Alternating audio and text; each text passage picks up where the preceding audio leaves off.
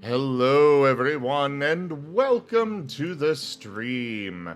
I am Raw Zim, and this is Horizon Lost World of Darkness Mage, Season 1, Episode 18, Final Round.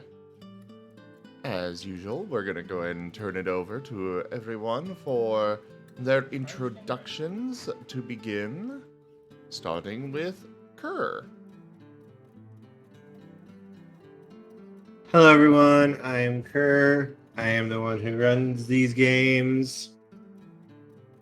I'm here to give everyone happy fun times and enjoyment. And hopefully I will not soon be dead. We'll see though. Looks at Tanya, suspiciously. I haven't done anything that you can prove in a court of law.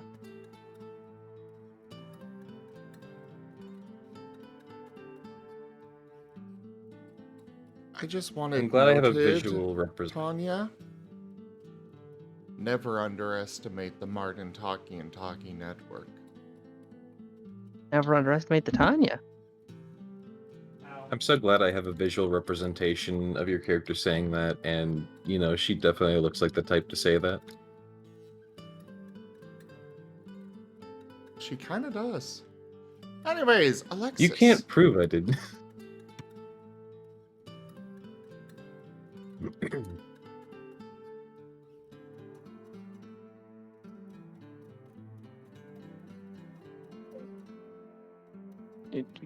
Alexis.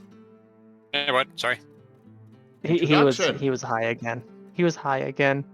Oh, yes. Get out of your prophecy and get back to the current time. Sorry. Alexis McKenna.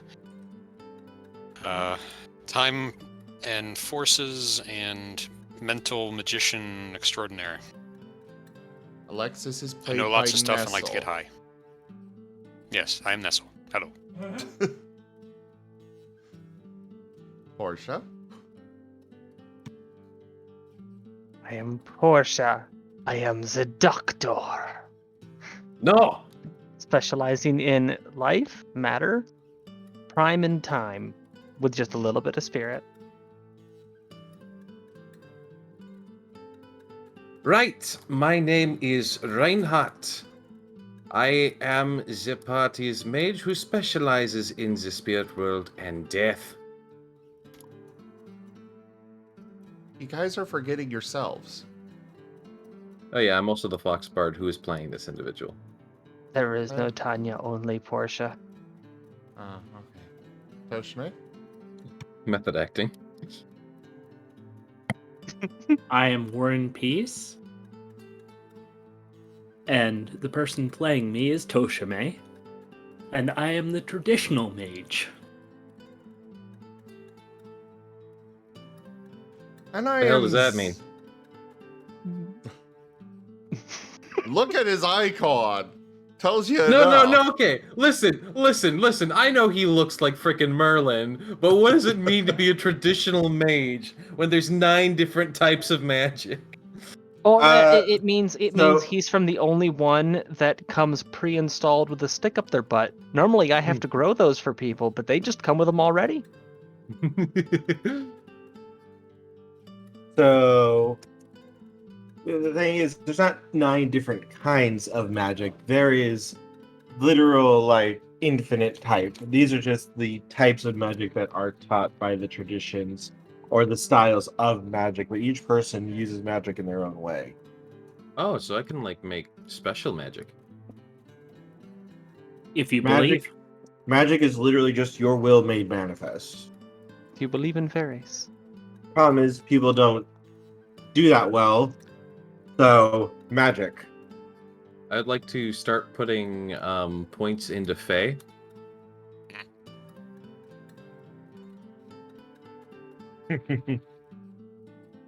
So you want to be a changeling? No! I want all the benefits of being a changeling without being a changeling. Nope.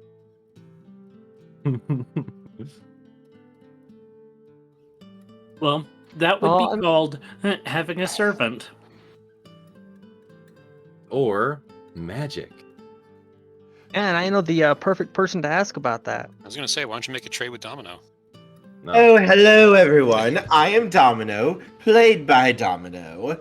And I tend to show up whenever, well, I deem most perfectly, the most perfect entrance I can possibly make, everyone. You understand how it is. Can I I see finally you. do my introduction here? No. Everyone, this is Cody. He is my knight. Very fine knight, I must say. Very, very dashing. I'm thinking of getting him a new wardrobe, though. Honestly, this... I'm a little bit of a traditionalist, you see, and, well, a supercomputer and such. I'm thinking chainmail, or perhaps full plate, made of salt. Kerr, your crush is showing. It will be delightful. But yes, he's played by Zim, and he specializes in all these little magics. And he has made a contract with me to have some of the more unique style of change magic. Speaking of the crush showing, dating the DM, that's cheating. Darling, I don't know what you're talking about. I'm willing to date all of you at the same time. Yeah, I'm already Harem, let's go. involuntary. Oh, are you? Darling, I don't know if one No, person can handle all of Don't me. even start with me. Harem, let's go. I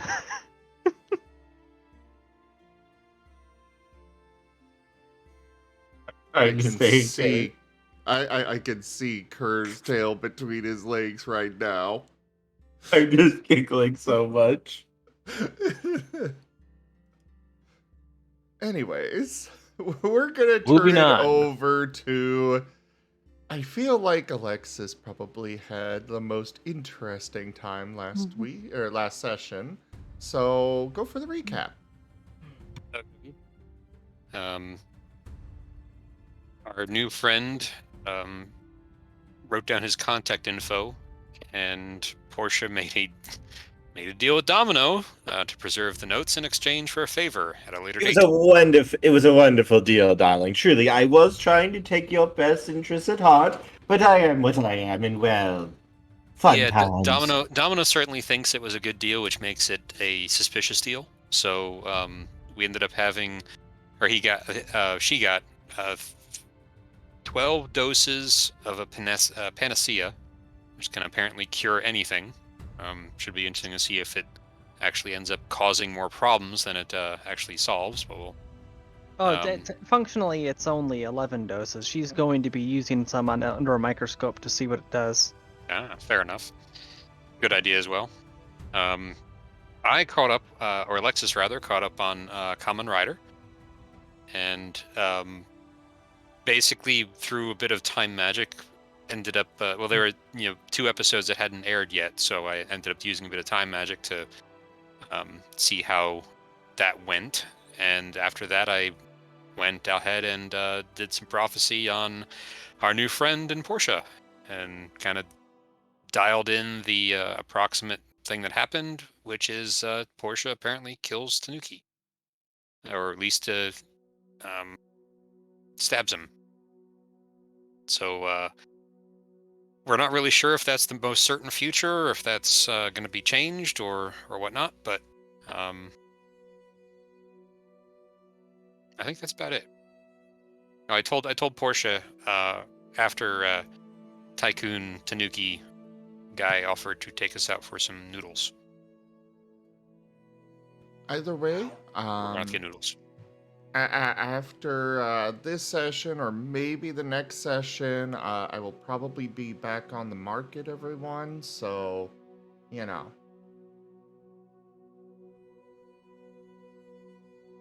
Tanya's probably gonna kill Kerr. I will think only Kerr has told Cody something that was kind of at a disadvantage here. I will only kill Kerr if he proves to be a a major source of annoyance.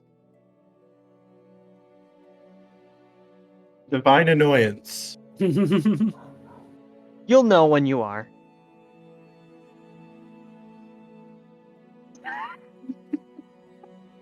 You'll know when you are by the poison, knife, insert method of death here.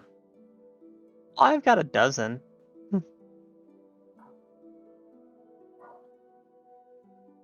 Also, based on what I see of the donation goal, Tanya, you may have a vested interest in making sure that gets completed.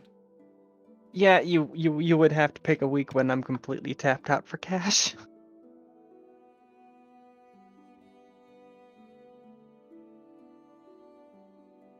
We might have a problem here.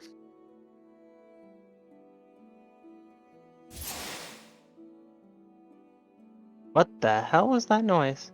That Magic was spell. me starting up Stream Pirates. Oh.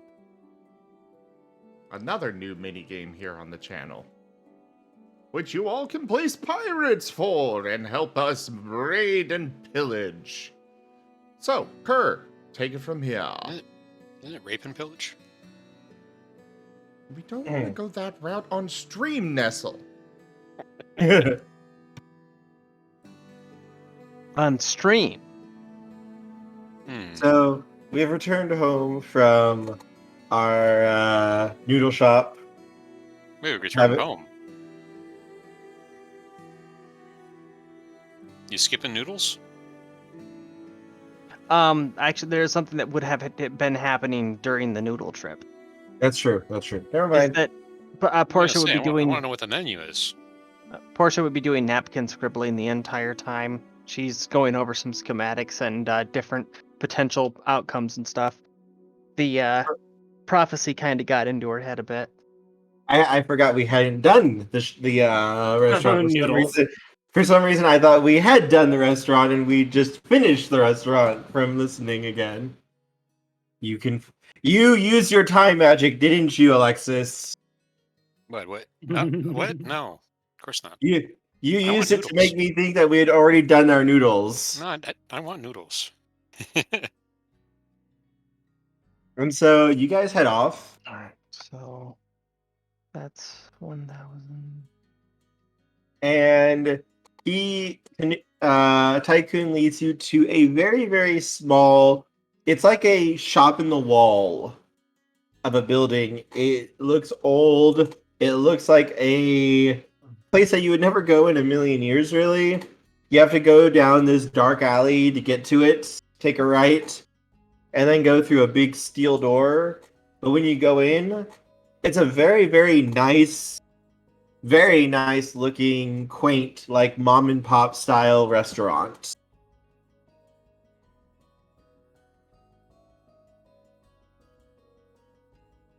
How'd you find this place? I ended up running into it a while back after I got here. You normally walk down dark alleys looking for noodle shops? No, I just kind of accidentally ran into it when I thought someone was following me. Question for DM. Yes. Where is Mr. Reinhardt at this point? You're still with them right now. All right. Yeah, you and Cody are still with the mages at the moment. Alrighty.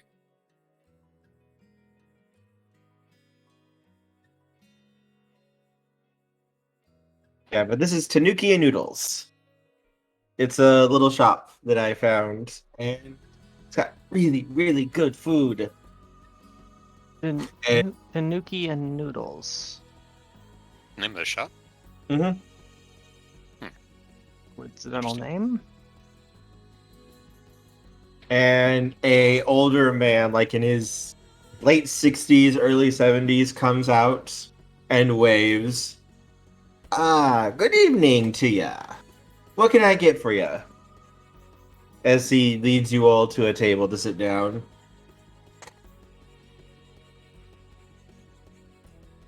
Would you like some time to look over the menus before You get anything? Please. I start you off with some drinks then. You have sake? ask the Several same question. varieties, yes. I'll take some sake. Which kind?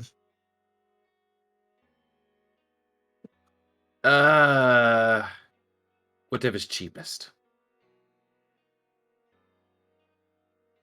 Nuki pauses before saying, "Look at this kind," pointing to one on the menu in a way that most of you cannot see as he holds it to the old man, who smiles and nods. Yeah, And I'm gonna try to make a subtle attempt to see specifically what it is he's pointing at. it is the most expensive sake on the menu. Suspicion growing.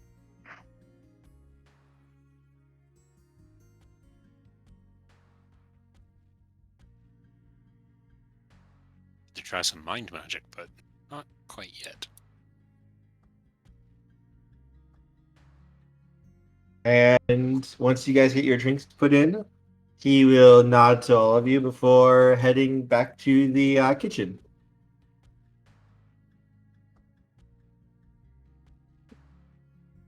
And Taiku just gonna grin. Yeah, this place is fantastic. I tend to eat here every day for dinner.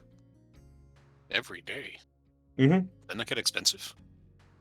No, the prices are pretty cheap here. Oh, you were from Iowa. I am, but I've been here a couple of days.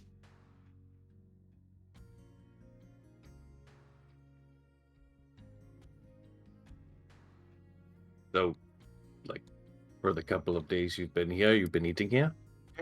Yep. Old man's been really nice. He's been helping me out a little bit. He showed me a hotel that I could stay at from my first day.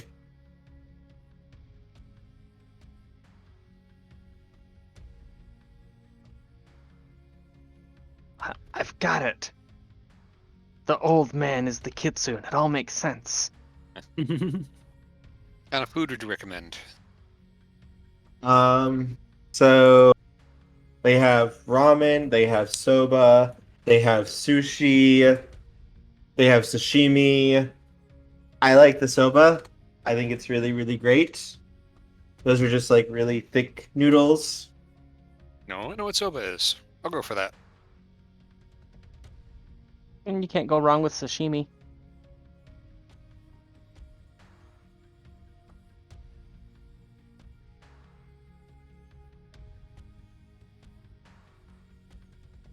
What about you, Reinhardt, Warren, Cody? What would you guys like? Do you have pho? Have what? Pho? I think that's the... It's different culture. That's Korean, not China or not Japanese. Oh. A generous bestowal. Tanya Sapien tipped $20. The plot thicken nanons. And Thank you so much for that donation, Tanya. The first tier has been completed. On to the Wonderful. second. By the way, since we haven't really announced it officially on stream since we started doing this, we are now doing tiered donation goals. So you all work your way up through the tiers until you get to the end game tier where it is completely finished and good to go. Which allows more modularity with what the donation thing is, while not making it seem like such a huge daunting thing to be able to actually get something back out of it. Exactly. It definitely feels a lot better for those, because we have had situations where, somebody comes in, drops $5, and nothing happens. But this way, it's a lot easier to complete a tier than it is to do otherwise, so... So is there like multiple donation goals, or does the donation goal get stronger with every It tier? gets stronger. Stronger.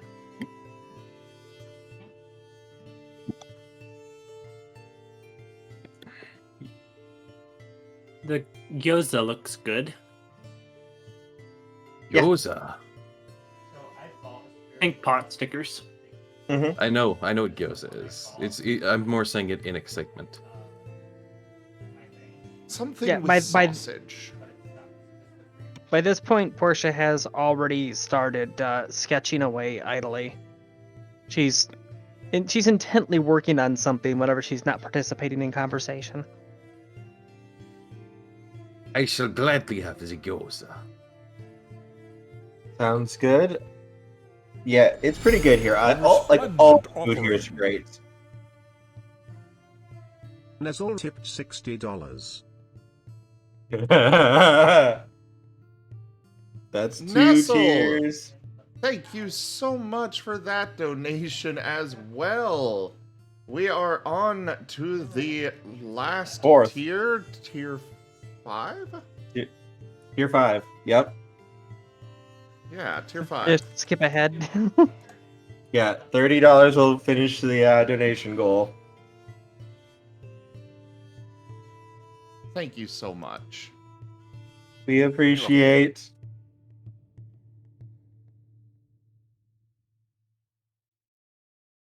And now it's raining kibble. He's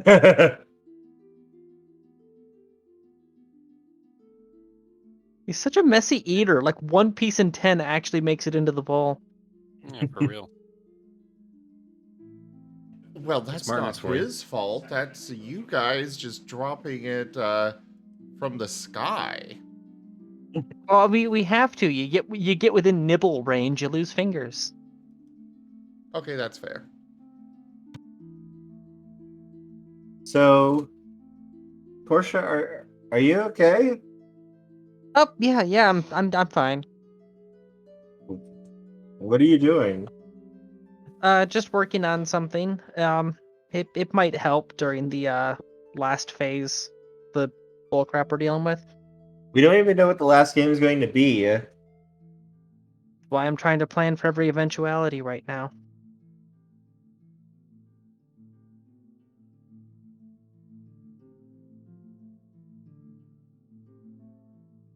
Do you want any help?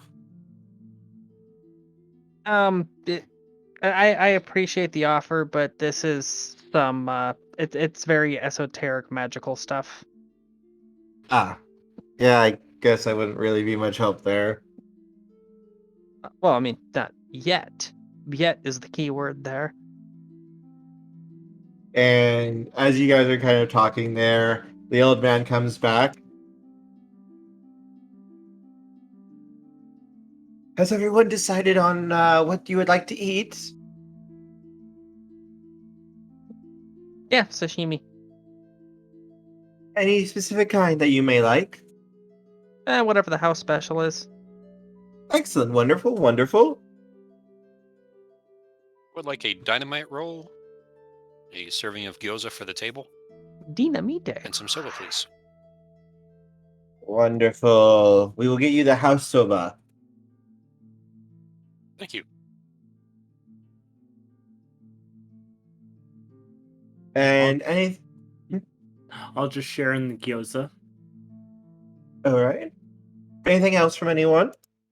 I'll take ramen with some kind of sausage and, of course, egg.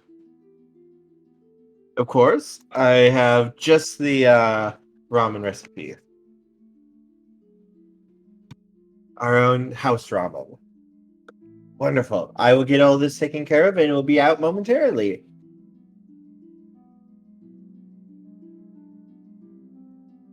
And with that, he heads back to go and get cooking on your guys' food.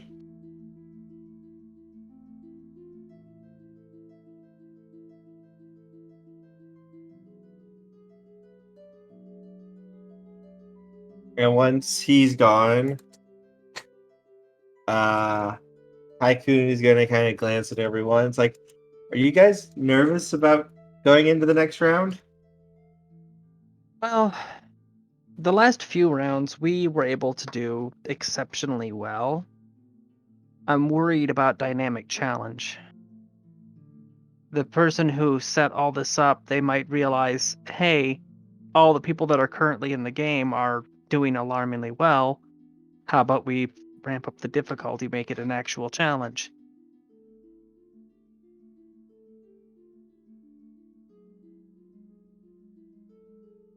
You think they would do that? Because as far as I know, it's like they don't really have control over what we fight. It's more we're just protecting the world from monsters and stuff. Or they have total control over everything. The thing is, they might not be aware that they have control over it.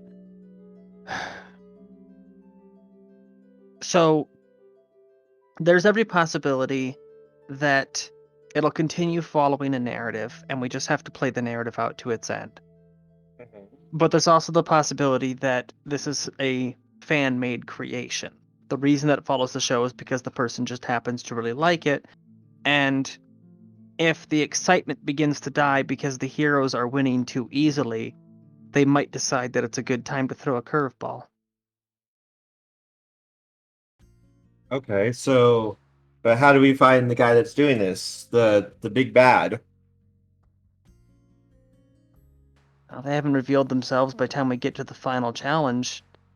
We might need to throw a curveball of our own, bait them out or force them out.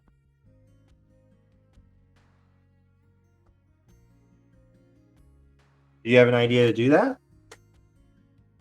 Currently working on one. We will need to become evil. What is said? You're not entirely wrong.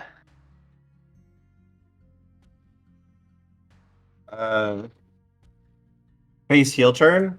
That seems. Why would you do that?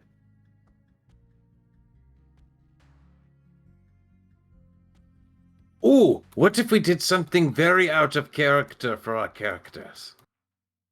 Okay, what are you thinking? Well, does anyone have any sort of established things that they always do in every fight?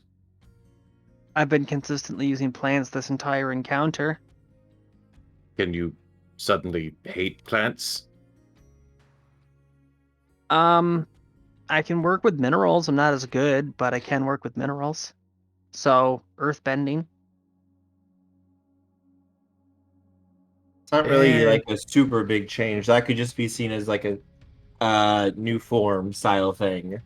Yeah, just a new season. Not a new season, more like a power up. I think what we need is something that goes entirely against something that someone stands for. That would be difficult. That would, yeah. You see, the problem with that is you'd have to go against the things that you stand for. Or you'd have to at least just appear that you do. Yeah. Enough so that the individual would be baited out and simply say, no, you can't do that. Actually, at this point in time, Portia's going to slide the thing that she's been working on over so that Alexis can see it. It is a schematic for a fake knife. That it is a plant knife, yes, but it is filled with cherry juice, and it has notes indicating that it's doped with the active ingredient in zombie powder.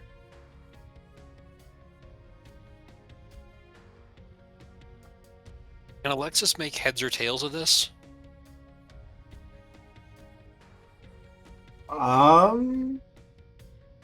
Not exactly an expert in life magic or prime or...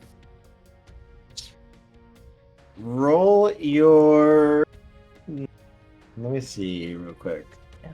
Basically, the concept is that it's a fake knife that when you stab somebody with it, it'll knock them unconscious. Oh. Oh, fake knife, not fate knife. Fate? No, not fate. I gotcha. Fate. Okay, that makes a little more sense. Okay. So yeah, I was hearing fate knife, as in something to affect fate. You stab somebody and it severs their fate from something, which is an interesting idea. I have 2 points in prime, not 5. Okay.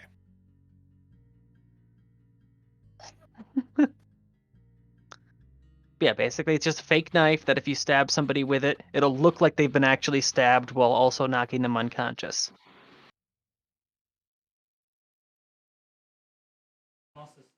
Funny enough, I actually finally got around to redistributing the points that I spent for Correspondence 5, and now I have Prime. I'm as handy. And you can get free delivery with it. Am I rolling something or? No, you'll just be able to understand this. Okay. We just is a misunderstanding with what exactly the knife is. And I kind of raise my eyebrows at Portia.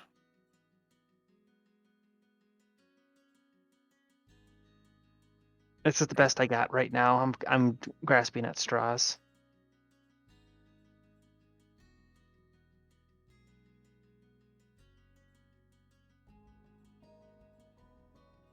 I'm not sure exactly how much I should discuss in front of Tycoon.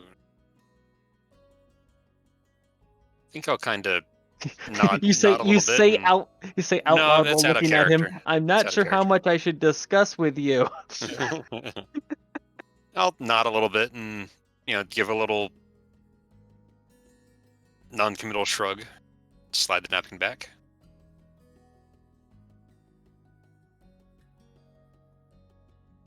Good work, I'll say.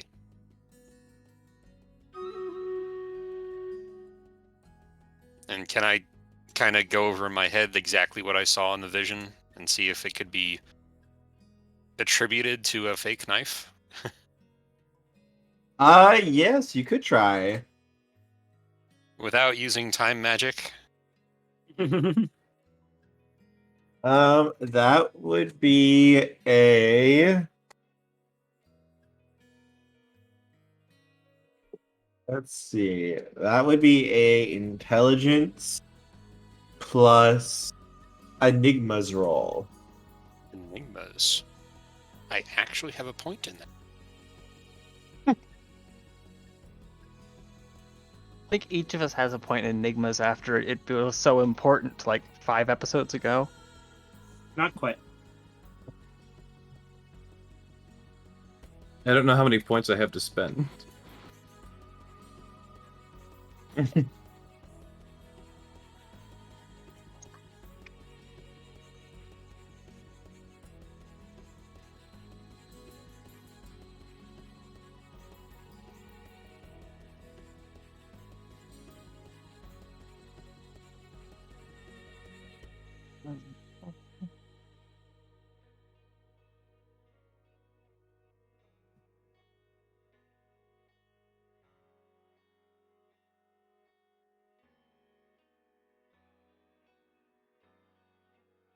And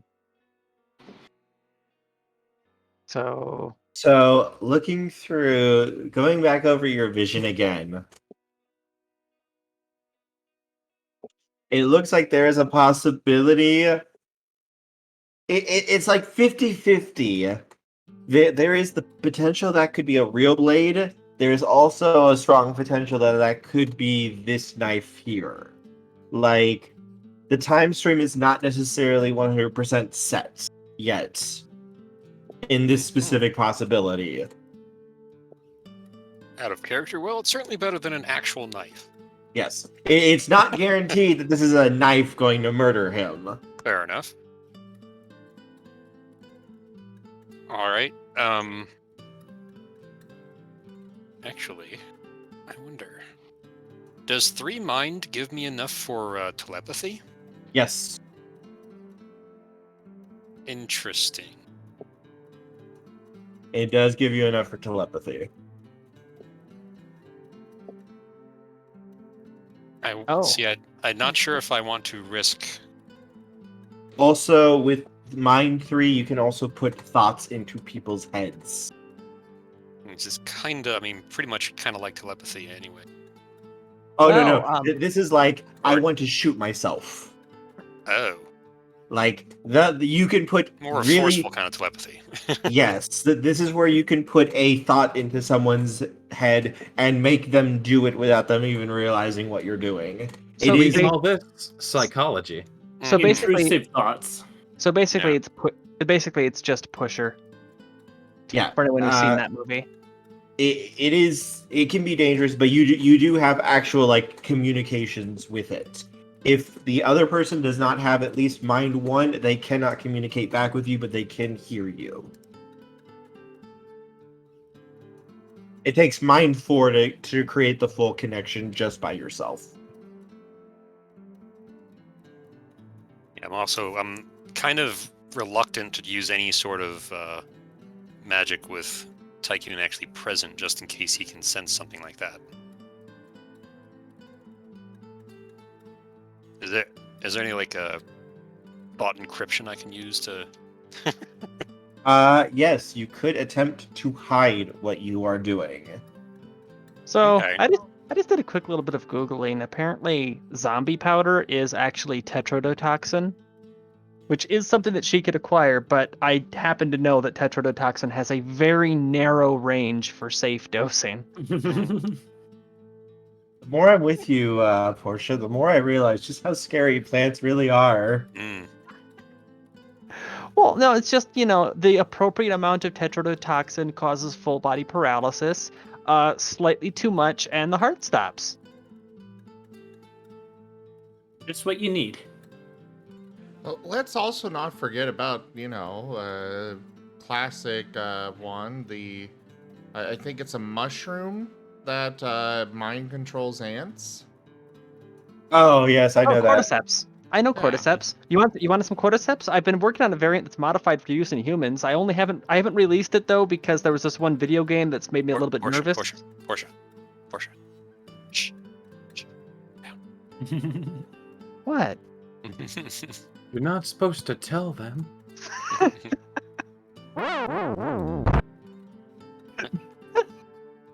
That's just Portia just deflate. All right, so I guess Alexis will try to send an encrypted thought to Portia, kind of saying, it's 50-50 on whether or not it can fit in with the prophecy. Roll Arete. Which one of us? Alexis. Mm. The difficulty goes up a tiny bit because you're trying to make it so no one can figure it out. You did roll high enough to do so. Oh, It is not difficult here. Blink, blink, head turn. Mhm. What the fuck? Slight smile.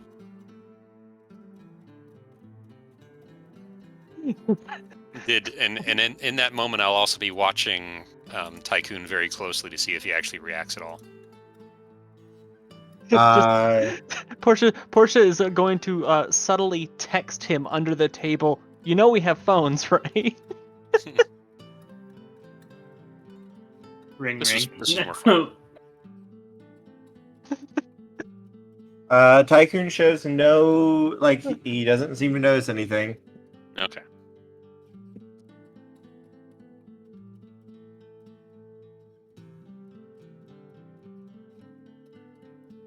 He is currently talking animatedly to Reinhardt about what sort of investigations he's done, what's been the most interesting one, what was the coolest one. Ooh. I'm regaling him with the one about the guy who I helped out with the vampires. Mm-hmm. Who,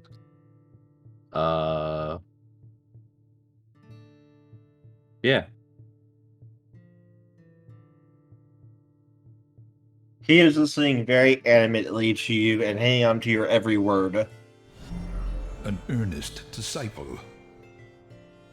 Wait, Okay, this guy's good to tell all this stuff to, right? Mhm. Okay. I found my candidate.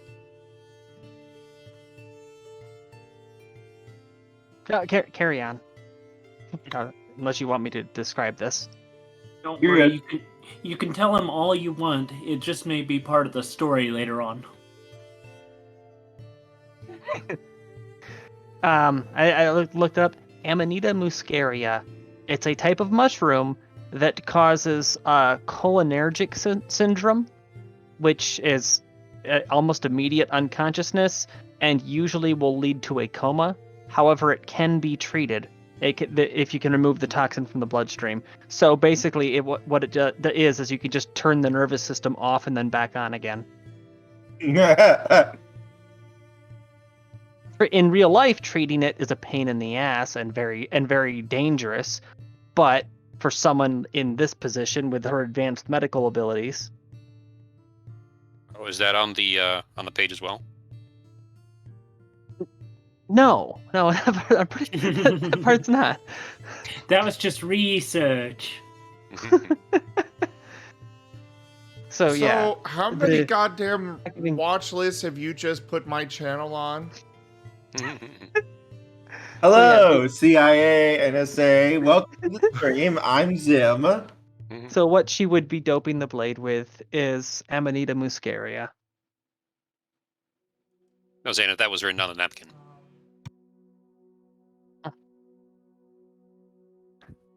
Makes me wonder if Alexis would recognize that since he knows his shrooms.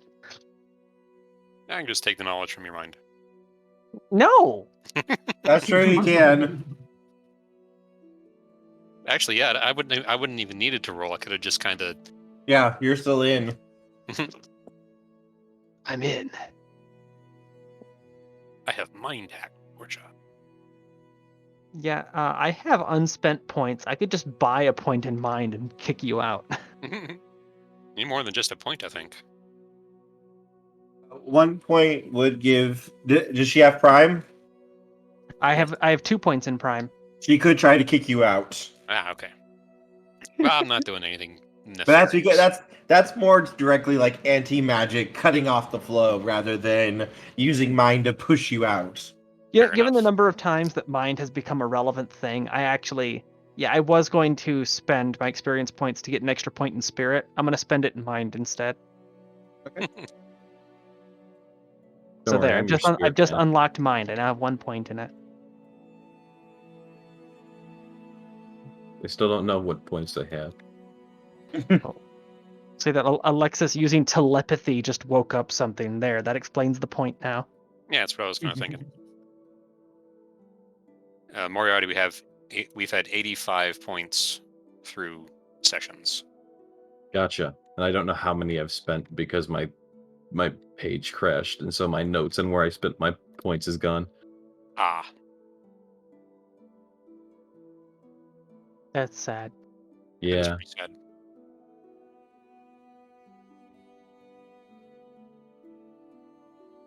Oh, anyways. Yeah, I guess Didn't listening to Reinhardt's stories. I didn't mean to Yes. derail everything there. No, you're good. Yes, he looks to be absolutely like Someone's actually listening to me. over the moon listening to Reinhardt and asking him questions and stuff. Mhm.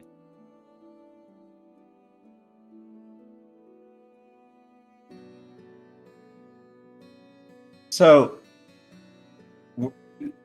is it scary dealing with like all these things? I mean, yeah. Mhm. Why do you do it? Well, people need help.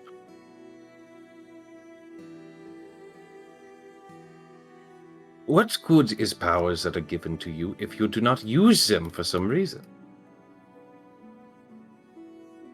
And given that I'm pretty good with speaking with the dead, I can find out how they died. I mean, that is true.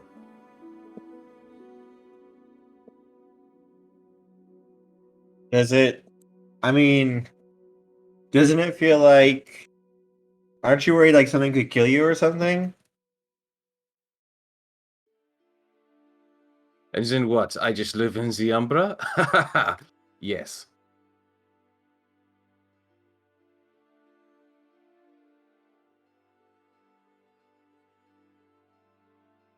I mean, I just Like, it just feels like he just kind of trails off. I mean, I understand, like, you're doing it for your job and stuff, but for other people, it feels just like you guys are doing all this for almost like no reason. I mean, I'm self-employed, and I'll be honest, this does not pay well. I'm personally responsible for multiple strains of plant which are distributed throughout the world into rural locations so that doctors can use them to help people.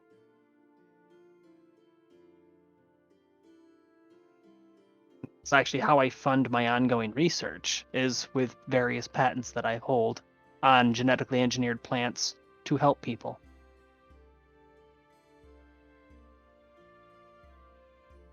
Why do you want to help people? It's a hell of a lot better than just watching them suffer.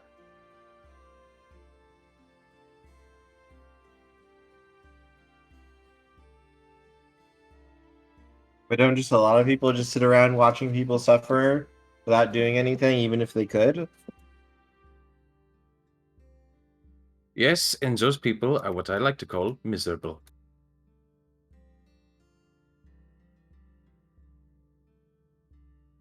Let me put it this way. The universe is in a state of decay. It's in a state of entropy. It's on its own little loop that goes over and over and over again. So are people. At the moment that we were born, we're already dying. Does that mean that you shouldn't bandage your wounds? That you shouldn't be cautious about your diet every so often? Maybe not eat that fifth cheeseburger in a row? That what I do, what we do, really, the whole group, is akin to taking care of yourself, to live a long, healthy life. But we're trying to apply that to the world as a whole. Yeah, it'll eventually die. In the end, entropy wins. But that doesn't mean that you shouldn't try to enjoy every moment and try to maximize the enjoyment that other people can have too. Drag it out as long as you can. Unless, Make the of world a better course, place for everybody else. Unless, of course, you master entropy yourself. Yeah, I'm pretty sure that that's what people on the last cycle said too. Rage, rage against the dying of the light. Do not go quietly into that good night.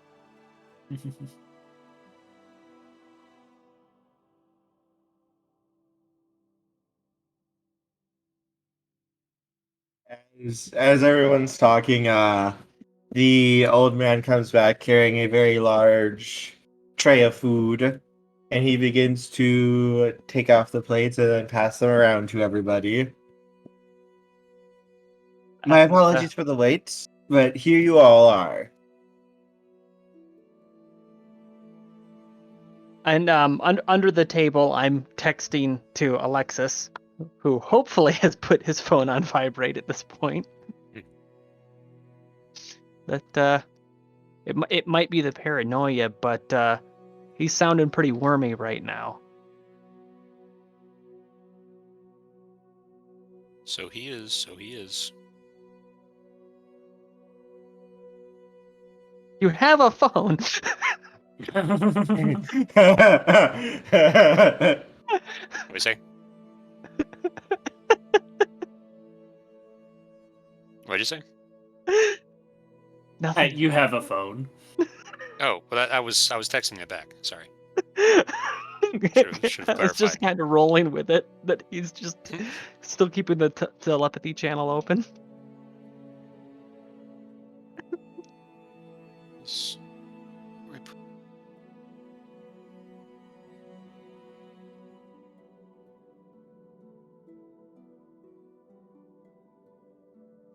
This looks so good. He's just grinning down as the old man bows a little bit to all of you before heading back to the kitchen. Thank you. The food does smell very, very good. Of course, I hope you all enjoy.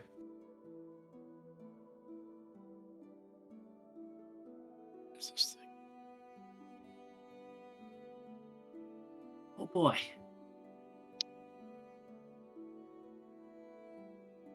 When you try the food, it is very, very good.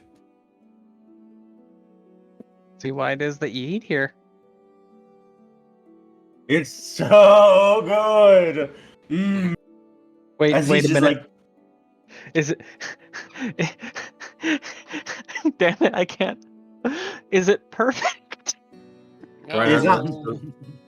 it is not perfect. Reinhardt's gonna look at the food for any souls. Mm. You've been grinding up the day workers. Nope, no souls. You No, know, it's kind of that thing where it's like, you know, you get a cheeseburger, you peel open the cheeseburger, and it's like, ah, pickles. You make it a little sense of magic. There's tormented souls in my sushi again.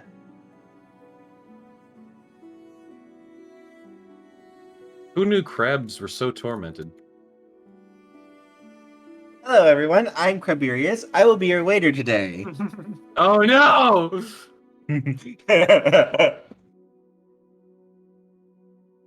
Tiberius Crawwind.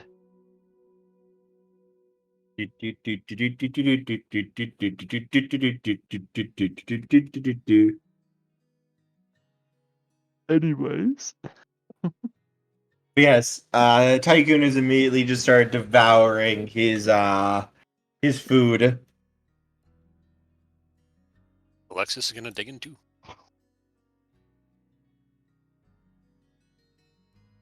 Around about this time that the realization is hitting Portia that she's going to have to tell Cody at some point. Otherwise he'll find out on his own. Asian foods aren't my specialty.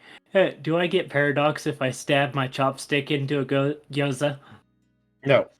It's not magic. That's just insensitive. You're no. You try eating it with the chopsticks. You're so bad with the chopsticks you get paradox. You're magically bad. No one can be that bad. Paradox punch.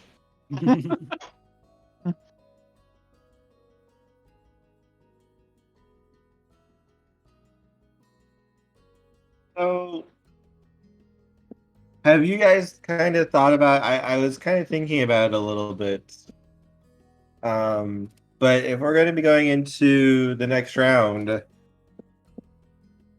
then doesn't that mean that there can only be one of us winning the game? Does that like bother any of you that only one of you can actually win? Ideally, we'll be bringing the game to an end just before it gets to that point. The winner of a game is not as important as the game ending. I know, but I mean, like a wish, like being able to have whatever you want. That's kind of big, and I mean, you guys are putting your guys' lives on the line, like against that zombie thing. I put my life on the line for less. I Now, literally the just told you a story about how I helped someone out with a vampire mob. Because being they asked me to. If I'm being perfectly honest, any wish that we could get out of this is less important than making sure that the Marauders stopped. Not necessarily killed, but just they call them Marauders for a reason. They actively damage reality around them. And that's something that needs to be stopped sooner rather than later. You need to put a cork in that, because otherwise it causes widespread massive damage. So how do we Now- stop the big bad then? Well, there's only two things I can think of. Kill them or Mhm. neutralize them. Killing is the straightforward option, but if there's some way to neutralize their abilities or convince them to try to contain their abilities, then those would be I ideal can dance options. on the head of a pin as well. Hey Naland_V, you have been given a tabletop cards pack through Stream Loots by Octothekid Sun. Good luck. Octothekid Sun. Interesting pronunciation of his name, but yeah. How is Mayland, it are supposed to be you pronounced? signed up for Streamloots? What was that, Tanya? Oh, it's Octo the Kitsune. Okay. Uh-huh. It pronounced it so bad I didn't even recognize it until I read it. Yeah.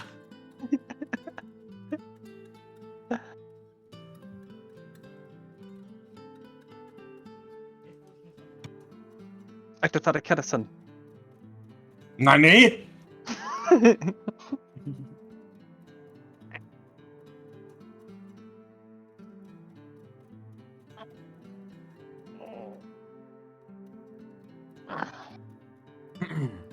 Tanya, please So, check how would you Discord. neutralize them? I don't have a single clue. I mean, so I wouldn't be surprised if there are orders out there that have at their disposal ways to fully neutralize a mage, maybe reset their mind to a sleeping There's state. a way. It's called ripping out their soul and destroying it. Is that out of character? You're saying that? Yes. Okay, I was about to say. It's called Gilgul. You rip out a mage's soul and destroy their avatar and permanently destroy it. Of course, there is a there's another option. It's a rough option, but it's an option. And that is simply keep them in a state of stasis by one means or another. But really, when you do that, you're just delaying the decision. Mm-hmm. I mean, if they're going to destroy the world, it's kind of a big deal. You got to stop it.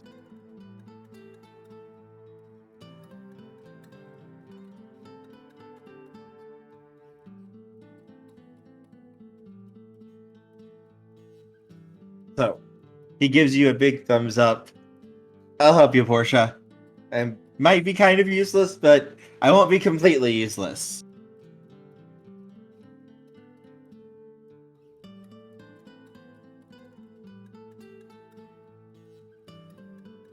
Now, Portia, if you do win the game, you could wish for the Marauder to be cured.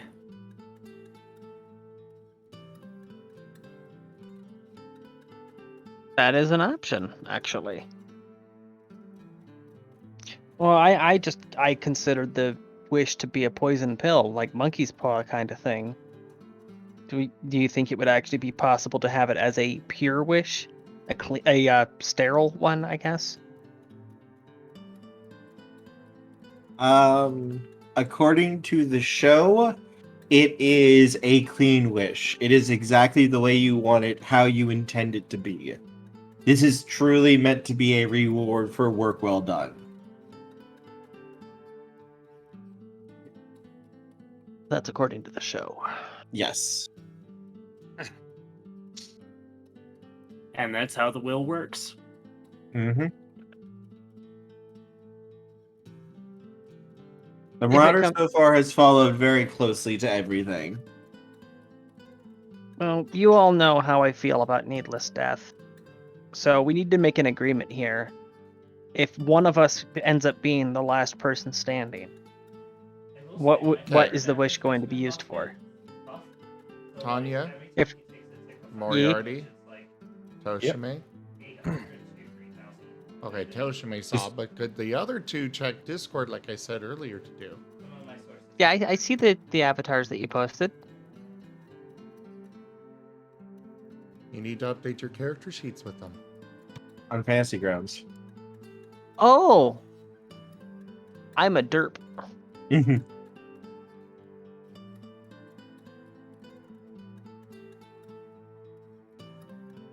Anyways, Oh, carry on with here. what you were saying. Derpal Signathus Majoris.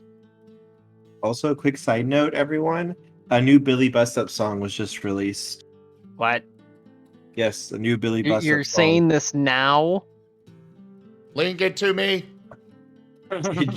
It just came out. Link it. I'm getting it. I'm sending it over. Give me just a moment. Ideally, we would like to bait out the Marauder in some way to confront them. But if we can't, if we're forced to play along to the point of using the wish, then yeah, we should all agree what it is that whoever wins wishes for.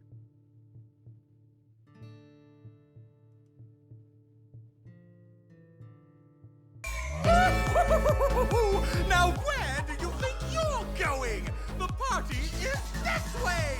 And trust me, it's to die for! Oh crap, it's the Marauder, he's here! I know we'll be the best of friends, so there's no need to run. The sooner you get dead, the sooner you can join the fun. No need to fear, for I am here. Your mortal form will disappear. Now should we use this rusty knife? Prepare for copyright strike. Is happening here? There's a million gruesome ways to die. Oh, why resist? It's a new Billy Bust Up song. Ah. Yeah, don't you have permission to use all the Billy Best Up stuff? I mean, it's from a game, so. Doesn't make it any less copyright. Oh well, I'll take the hit. Quick, but it makes a lot of mess. And flattened by a cow is just embarrassing at best. But baked into a yummy cake or dropped into a pit of snake. Though drowning in a lobster tank might hurt a little less. There's a million gruesome ways to die. How about impaled upon a spike? Oh, why resist when the party's just begun? Maybe something on a bike. There's a million gruesome ways to die. We could bury you alive. We're sure your death will be second to none. We could put you in a cage with the hungry alligator.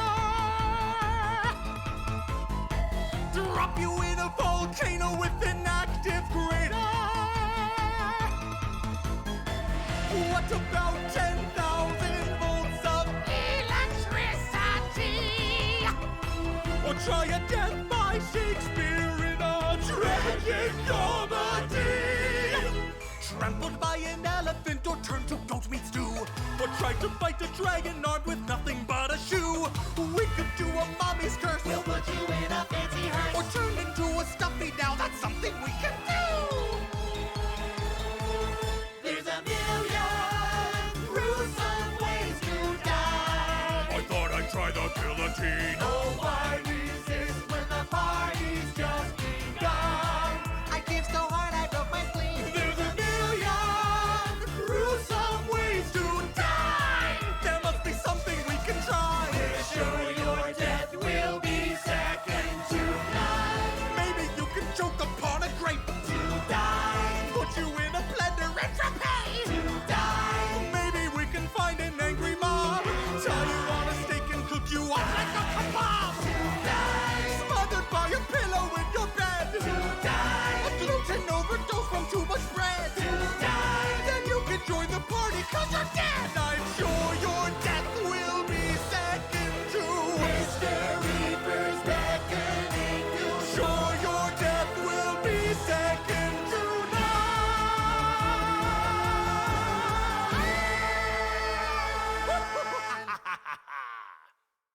Zim. Hey, Zim. I love it. Since when are the Nephilim allowed to perform opera?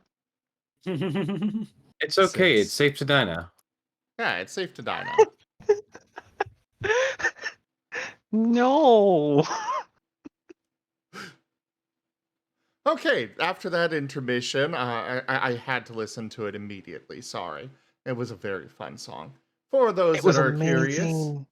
that was A Million Gruesome Ways to Die from an upcoming game called Billy Bust Up.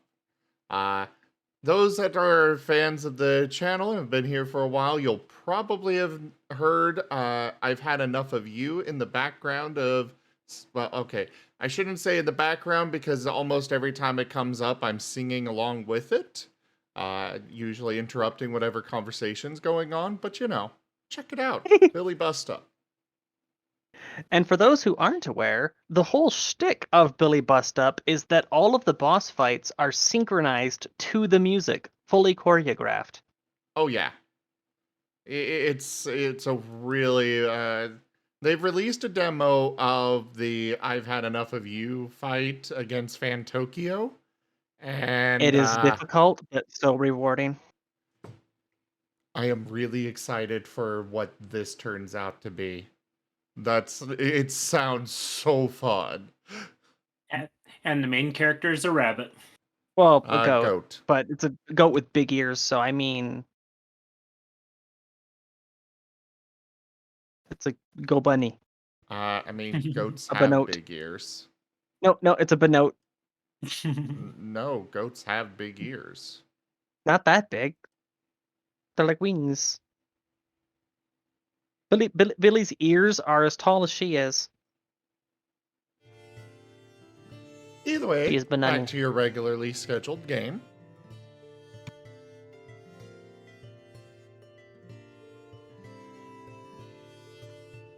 Yes. I can't even remember where we left off now. We have to make sure our wish. Oh yeah, we have to agree on the wish. So that way it doesn't matter so long as one member of our team makes it through.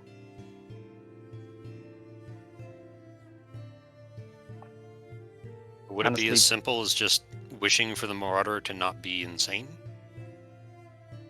Wishing sanity upon the Marauder. But what if it would be fixing their avatar that you need to wish for? Because unless you want them to go back to being normal human. Plus, the insanity originates from the Avatar.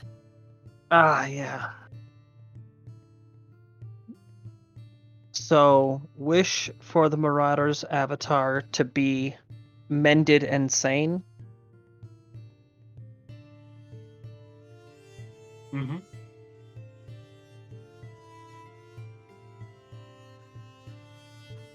I mean, it's a viable option.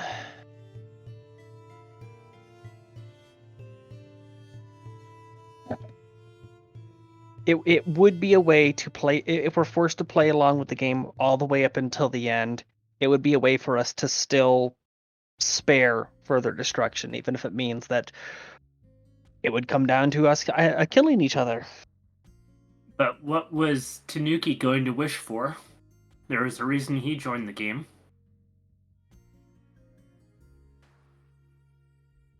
Yeah, turn it back on him. Well, I've always wished that people would stop fighting and actually get along, so I would wish for world peace.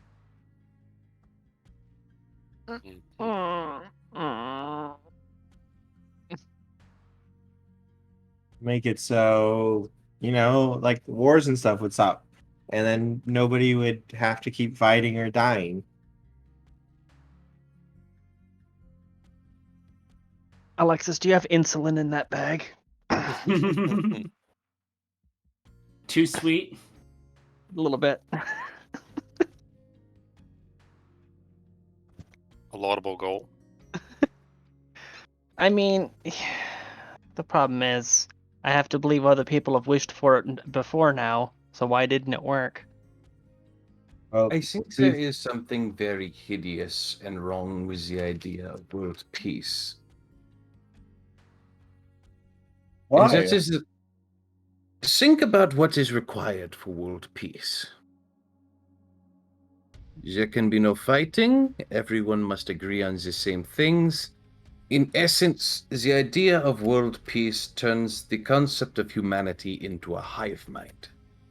Well, what if you could just make it so there was a way for everyone to solve their problems non-violently? like a big debate hall, or maybe they have like duels. Hey, maybe that's what the To help. United Nations is. Since the last time somebody wished for world peace, the United Nations was created. I mean, It should be. it's a step I in the mean- right direction, even if it's full of corrupt people. I mean, I know, like, I know it seems like far-fetched and crazy, but it's like, that's exactly why you would want to have a wish for it, because it's something that would take a miracle, right? So why not use a miracle for something that would take a miracle?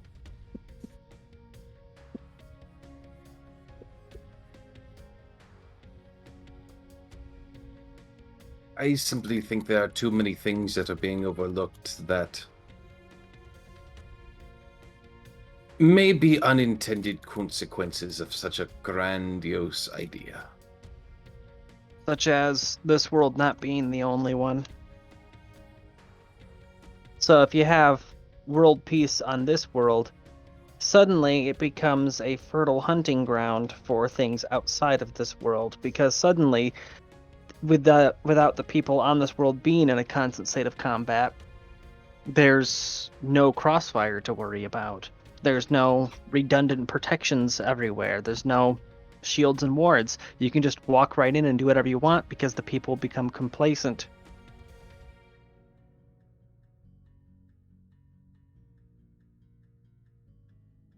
World peace is one thing. Universal peace is something else, and I don't think even a Marauder could pull that one off. Wouldn't they?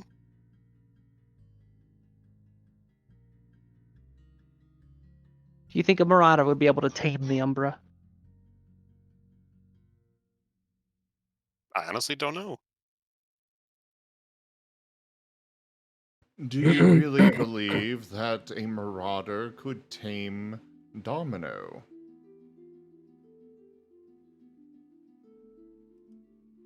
How powerful are they? Domino.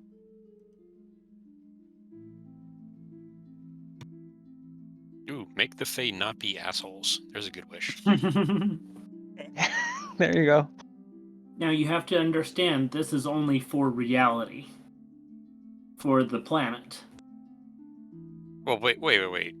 The reality of the planet is a limitation? Well, A Marauder safe- only has power with the consensus. But what people believe is true. Because reality changes based on what people believe is real. wait a minute, I've got it. I've got a way to keep the world armed, move towards world peace, and have it only operate through the consensus. Wish for Okay. nobody to ever trust Wikipedia again. What? Just wish that Wikipedia could only contain true information. There you go. If you I type, read if it off you- of Wikipedia, the free online encyclopedia that anyone can edit. so long as you only edit it truthfully from this point forward, otherwise your fingers will fall off. If you knowingly insert a lie into Wikipedia, you catch fire. Yikes.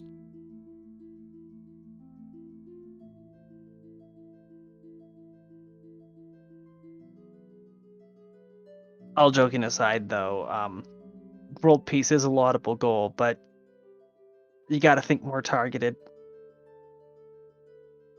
I mean, why? Unintended consequences, like we're saying. Even when a wish isn't a monkey's paw, you still need to keep your phrasing very, very careful. Because even if the person granting the wish has your best interests in heart, if you don't account for those things, and they don't account for those things, then they could screw up even though they think they're helping. I mean, fair folk do that all the time. They think that they're helping because they're doing what you wanted them to do. Meanwhile, you're screaming in agony. Assuming that you are still capable of screaming, sometimes that gets taken away too.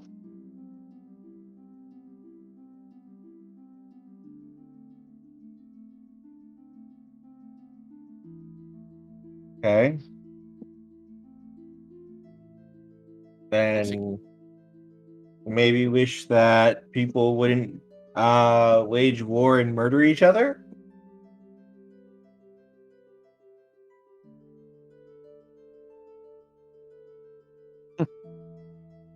Well, taking away the ideals to wage war also opens up the ability for people to commit atrocities without punishment.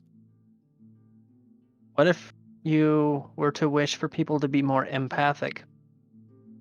Just a slight nudge to the overall personalities, something that could easily be woven into the collective, and would have long-standing, broad-reaching effects. I like Oh, that I've idea. got a good one. Makes the people who are leaders in every country fucking care. Unfortunately, the wish would only work on humans. And you also have to understand that this wish will only work around the Marauder. Because it's his consensus. How many world Orders. leaders are actually human? Just now that I think about it. The jury is out.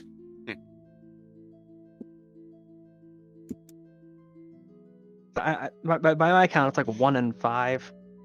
Of course, I'm saying this right next to Tycoon. Wait, what? Yeah, you don't want to know just how many vampires are involved in politics.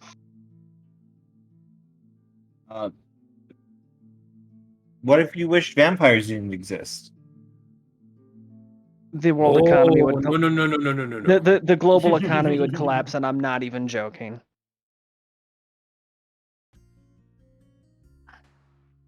If you were to kill off all vampires, the global economy would collapse. If you were to kill off all werewolves, we would be immediately invaded by neighboring realities.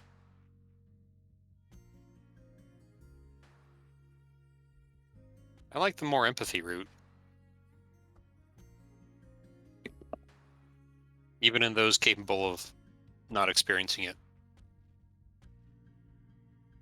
And we see what it did for Domino. Exactly.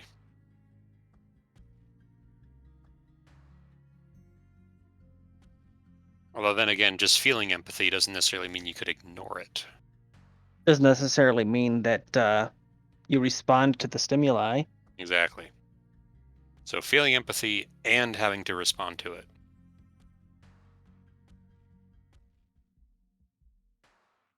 You can feel somebody's pain and not dislike it.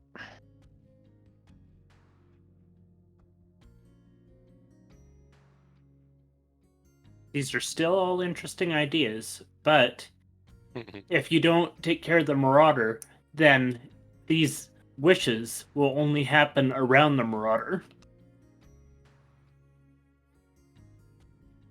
Yeah, I still think wishing for his avatar to be mended insane would be the best plan. Oh yes, I agree. That was the best plan from the start. I thought we were just theory crafting wishes. Yeah. Well, amazing things can come out of theory crafting. Sure. It's still fun to theorize. I mean, how many people can actually say they have a chance for a wish? A chance to remake the world and whatever they want it to be? The Marauder. Mages. Yeah, the Marauder is literally remaking the world in the form of a niche Japanese show. So I mean,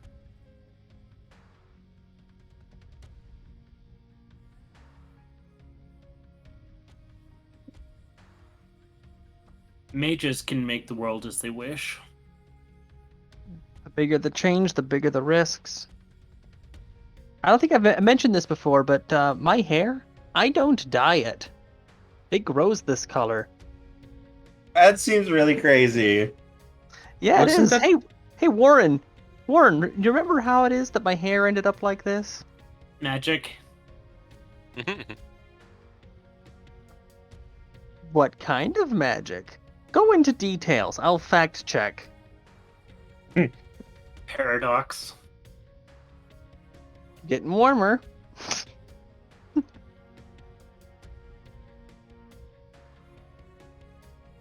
Just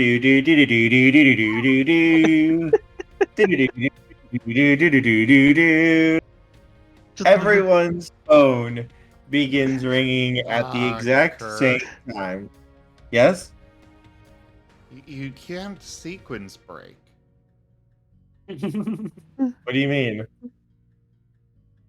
I mean, if we're all being called back to the tournament, then where does Cody and Reinhardt going over to the werewolf stuff come into play?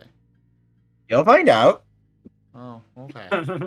So we Yeah, just have this visible tension between Portia and Warren as awkward silence broken by phones ringing. Yes. Picking up the phone. Greetings, player. It is time for the final round of the tournament. Great. How much time do we have?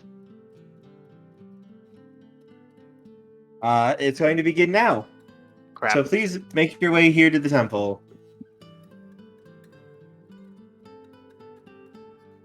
Everybody finish their meal?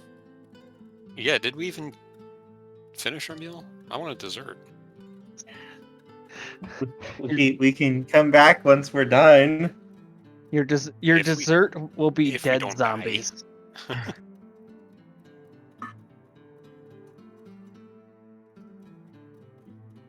All right. Okay, you'll be freaking fine. I'll just give you some Molly. You won't even know the difference. Oh, yeah. All right, let's go. Just giving him drugs instead of dessert. And It's a fair so, trade.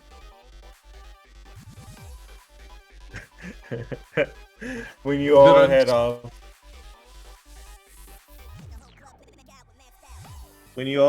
and appear at the temple, she is waiting there for all of you. How much time do we have before heading off and getting to the temple? Like 2 or 3 minutes. All right, so not enough time to construct the dagger from the schematic. No, not All yet, right. at least. You get a magic into existence. Yeah, well, it's a precision thing, so it would Look, still take a few minutes. I have no space for any more. So I'm assuming that this would be a bit more complex than just saying, yeah, fruit in the shape of a knife.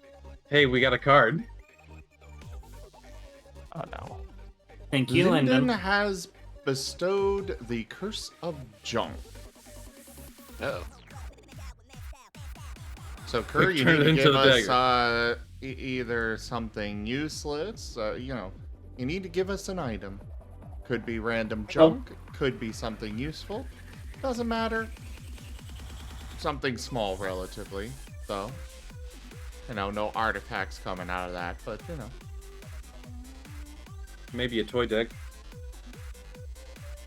I will give something. Not quite yet, though, but I will give you something. It could be...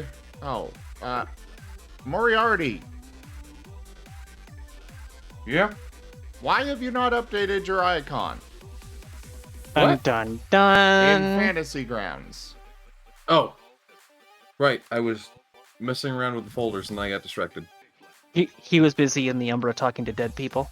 I've been sitting here working on other stuff and just realized you haven't done that, but seriously, man. Yeah? Anyways, what I was gonna say is like, when I say something junk, it like a cup, a rounded bottom cup that produces infinite honey, but really poor quality honey. Kind of, that's a possible magic item. Something like, be creative. Or it can just be a random scrap of metal. If it is a magical item, there's something that draws it that is a drawback that makes it like not a magic bullet. You mean like the never full cup? The never full cup. Do go on. I'm trying to remember the exact name of it.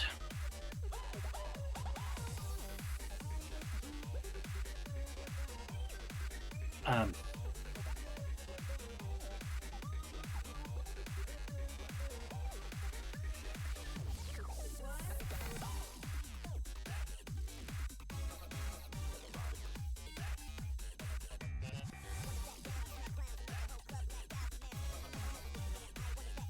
Carry on.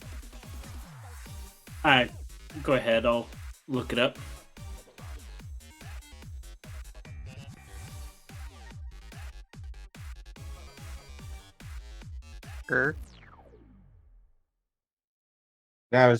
I was also thinking too. Yes,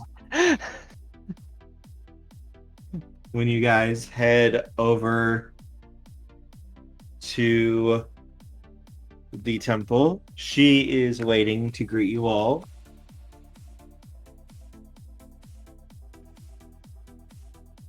Welcome, everyone, and congratulations on making it this far. We have a very, very special finale for your final mission today. And it is going to be something that is a little different than what you've experienced in the past. This can only be a death match.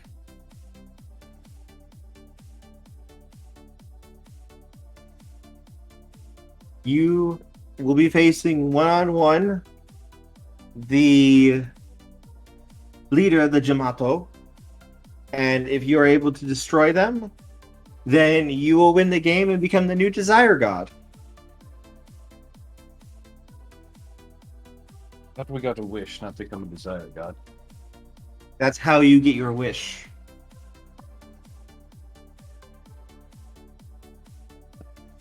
I mean, that tracks. If you're the god of desire, then whatever it is you desire, clearly you can have it. Thus, wish. It's not a permanent thing, is it? It is until the end of the next tournament. It will be your world, exactly the way you want it to be. Wait, was not just one wish? Maybe dealing with a transferring mantle here.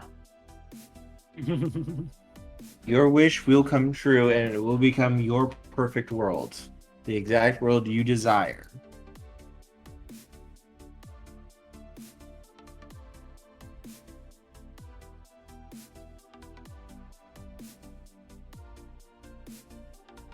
Now, she pulls out a box.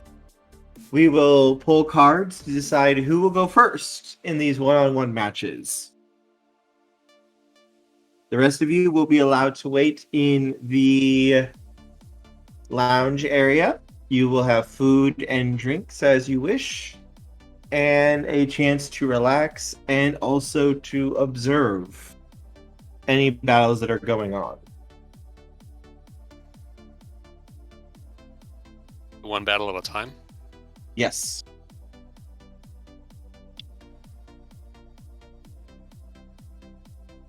And we're all facing the same leader?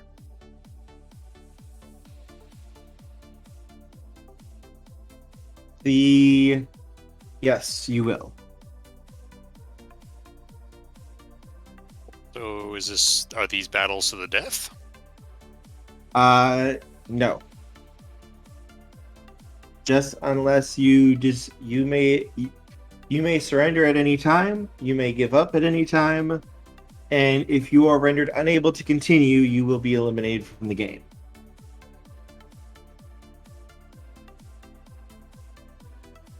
So it could still go to the death.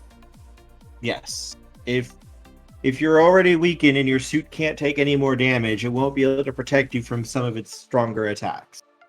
It could do lethal damage to you if you're not careful.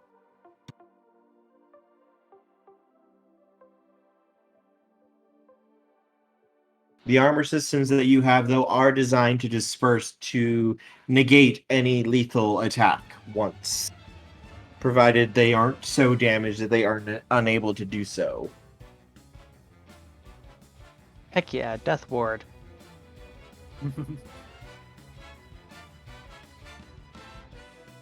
Oh, was that effect that I put in at the beginning of the game still around, or did that expire after a while? Which one was that? I think I did a little, like protection ward of some sort. That would have faded. Okay.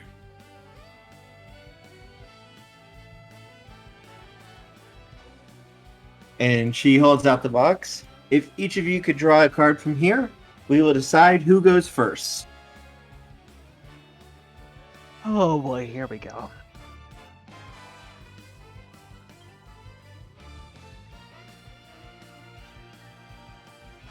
And if each one of you could roll a d10, please.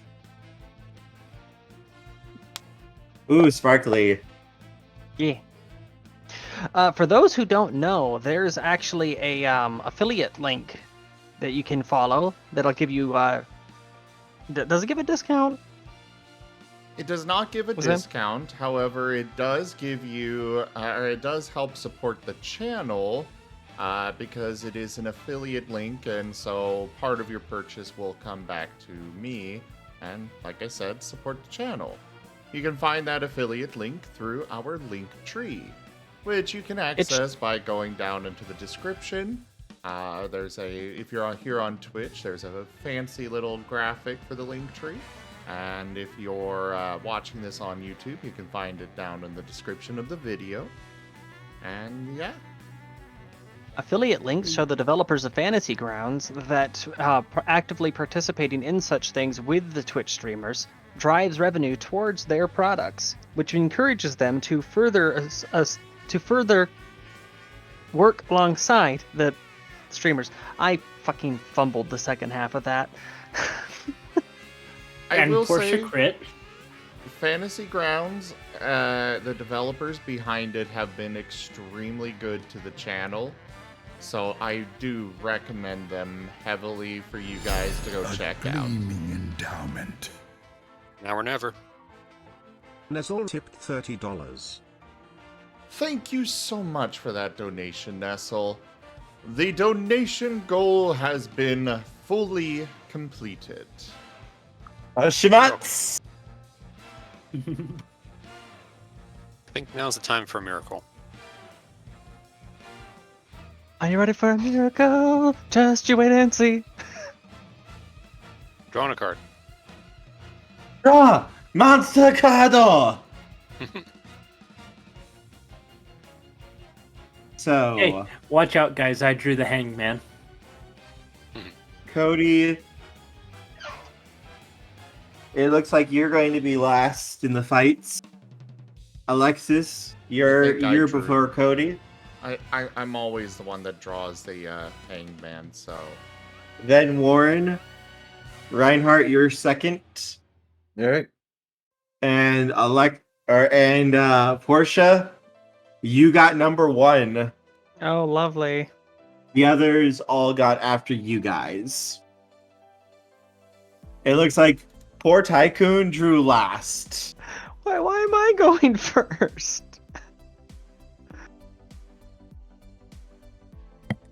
Well, at least you'll have plenty of time to make your knife afterwards. Assuming you are alive. Oh. The protagonist always lives. Portia will remember You'll be that. Portia's fine. opinion of you has changed. You'll be fine.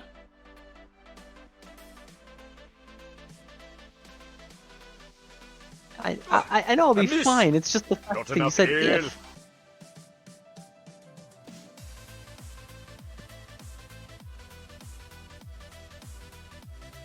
And we have a party reroll available. Alright.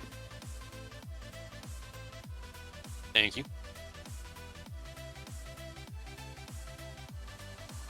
So I'm going first. Who or what am I going up against? Everyone vanishes as around you The air just seems to digitize for a moment as the setting changes, and you appear in a large open coliseum.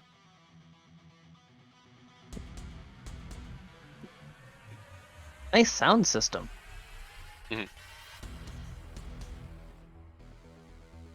I figured I'd feed music through for this at least.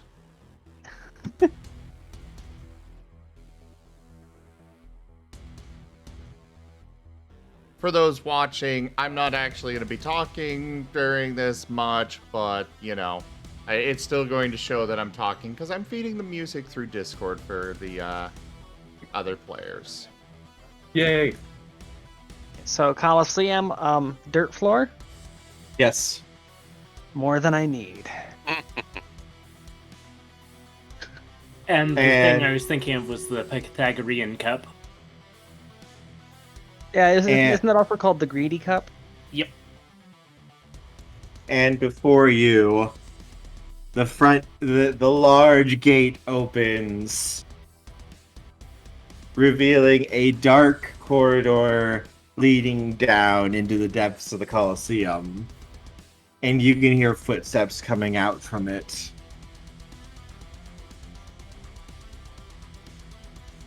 This guy's getting his WWE on. We need some fireworks going off. Oh, hey, I have fireworks. They're made out of wood and they kill people.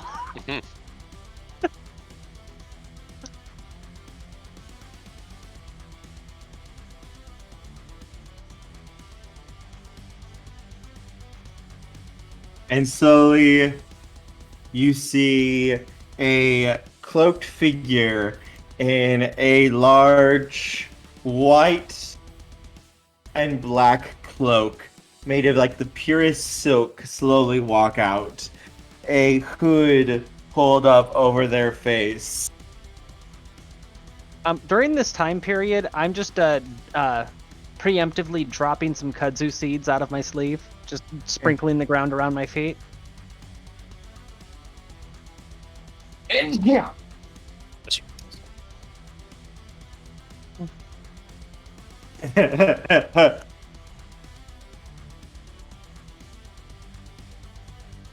Hey, kudzu has served me well before. It's a faithful soldier.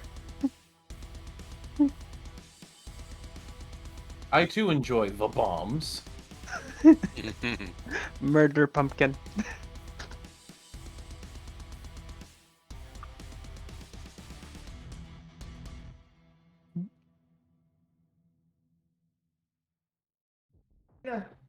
Prepare yourselves. You have 1 minute before the battle will begin. Our first warrior is Portia versus the final boss.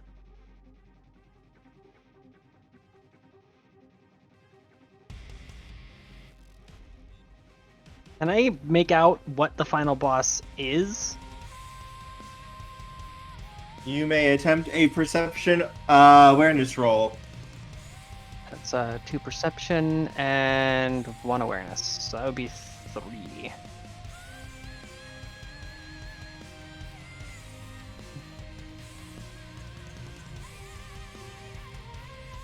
Definitely happening. You cannot see through the veil of darkness that covers his face.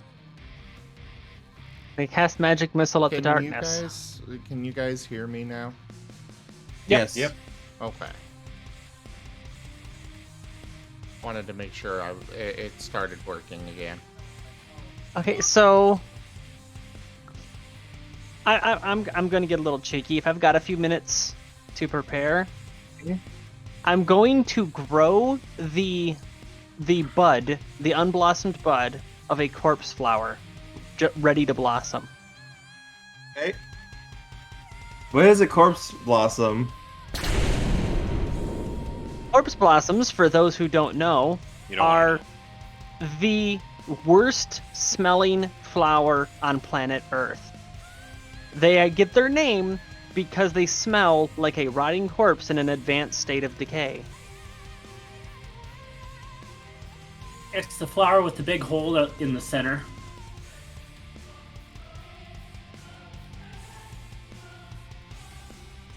The only way it could be worse is if it ate people.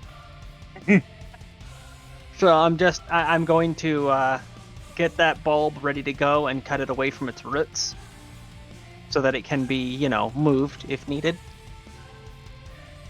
And pre-sprout the kudzu so that it's ready to go.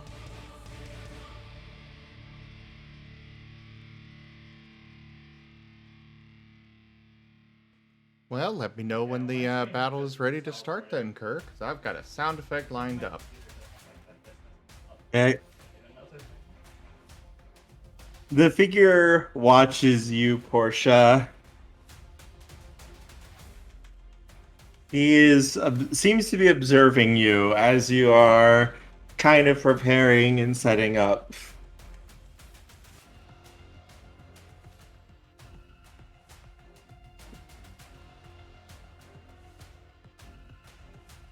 And very slowly, as the time ticks down, you see him slowly begin to reach up towards his hood, and you see him pull it back and unclip the cloak as it falls away. So dramatic. As Tycoon looks at you sadly from across the Coliseum.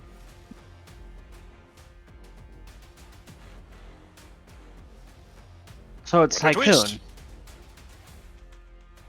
Yes.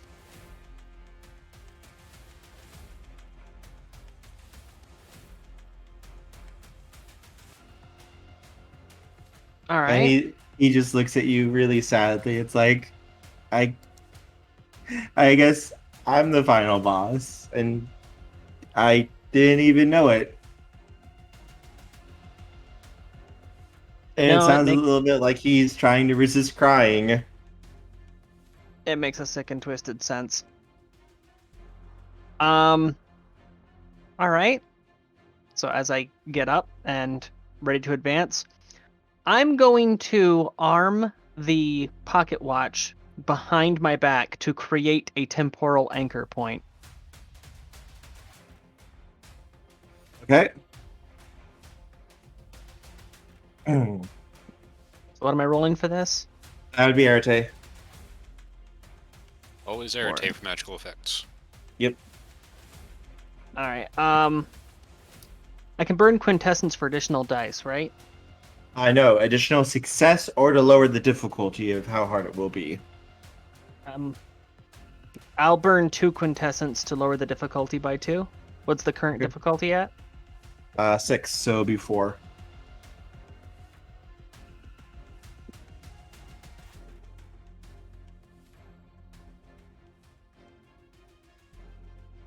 That's I 2. want to use that reroll. Well, I dropped it to 4, so that's still 2 successes. To create a temporal anchor. That is enough to do so.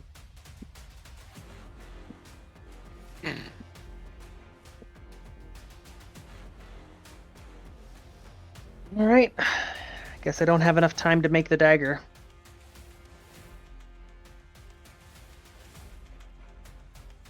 As everyone Hey. who is...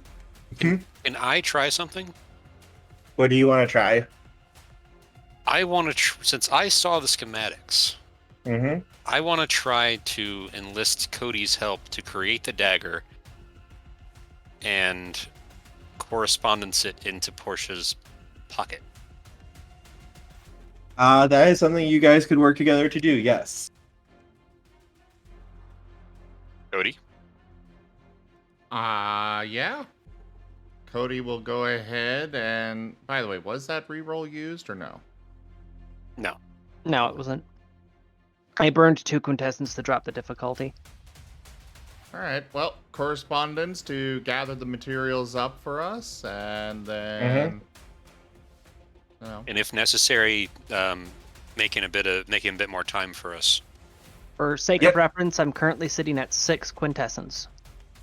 I do Yep, have Because go I ahead. had a crap load stockpiled, so I figured I'll actively say as it's ticking down, so that later you're not like, "How do you keep getting so much? You must be cheating."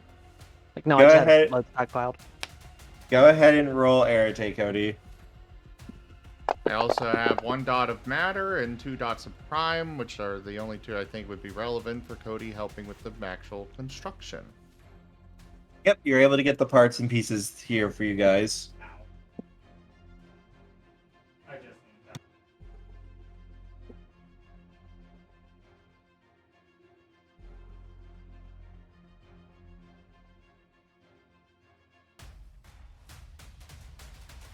My turn. Yes, you may now try to put everything together. Oh, I'll take it. Yep. You're able to start getting everything together. This will take a little bit of time because, of course, we need to have everything show up at the most dramatic point possible. all right, has Tycoon That's made my you move? specialty. So was Cody's role also to get it into his pocket? Cody will be able to send it over, yes. All right. Can I tell Portia it's there? You guys are still making it right now. Okay. So I mean, afterwards, I was gonna kind of drop a note. Check your pocket. Yes. Okay. You will be able to do that. but at the moment she's not aware it's being made. Nope. Correct. Okay.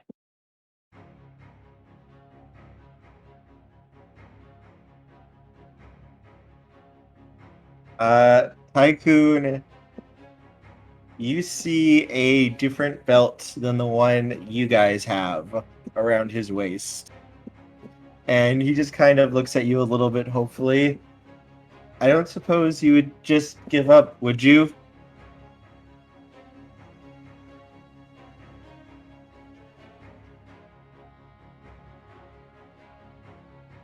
Makes you feel any better? You don't have to die to lose. I don't want to fight you, though. You don't have to.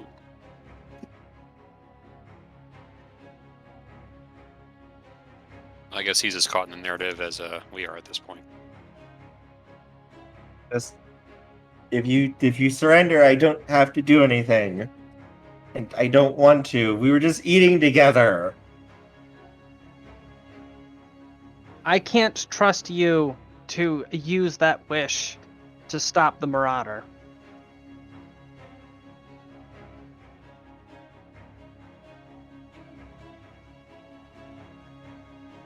If we stall for much longer, it's going to be considered a forfeit on both of our counts.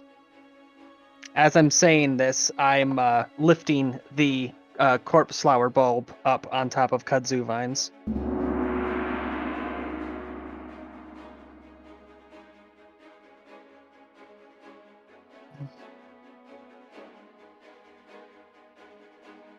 Are you sure?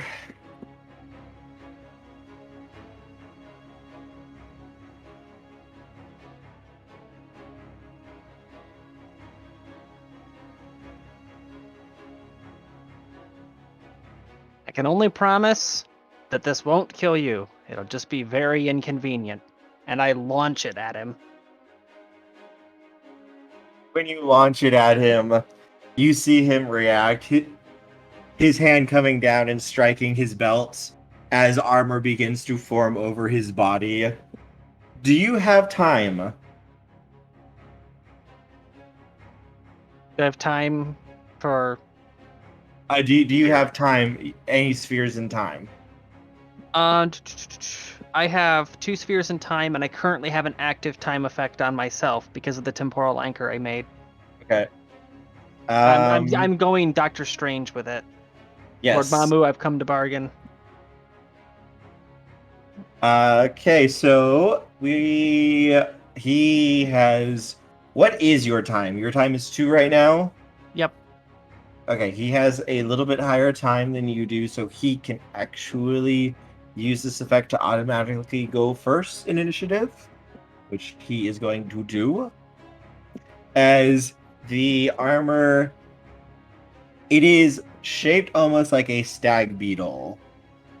It is bright blue and gold, and on his shoulders are a pair of curved blades. But as you throw the bomb, he is going to attempt his effect. Hopefully he does not botch. Because then he's going to be, let's say, gagging as the the polite way to put it. Portia, can you give me an arete roll, please?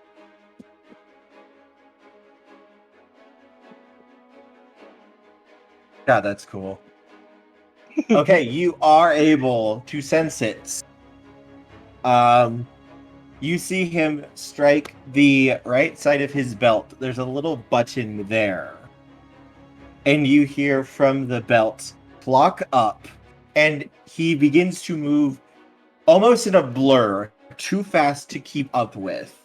You can sense the temporal energy around him, though. He's moving so fast, everything else seems to look like it's moving in slow motion. And he is going to attempt a strike on you. Holy crap, that's a lot of dice. What Yep. the hell? Oh, low rolls though. Look at that. Low rolls, though. Unfortunately, because of his time effect, he does set your defense to 0 against this attack. Thankfully, Portia, you are wearing armor, so you are able to lower the damage by 3. So he only gets to roll 3 dice. As you see him just appear in front of you, and one of his blades comes down and slashes you.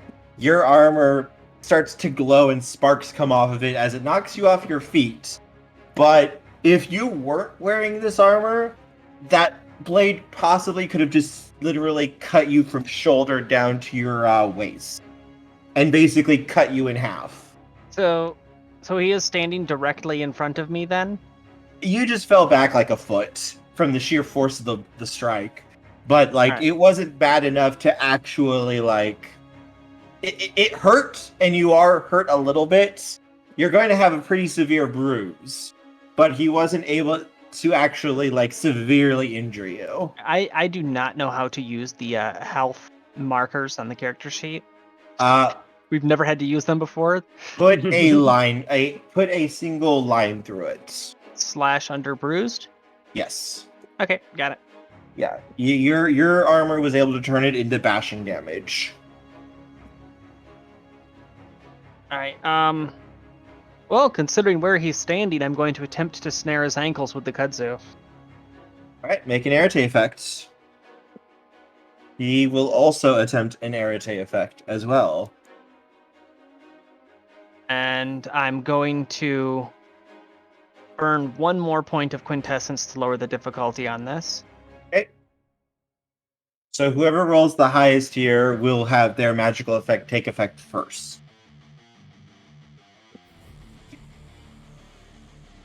Not bad. Very nice. Ooh.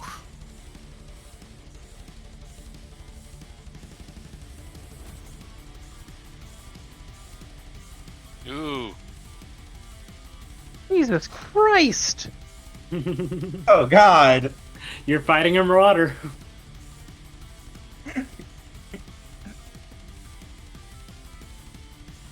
Okay.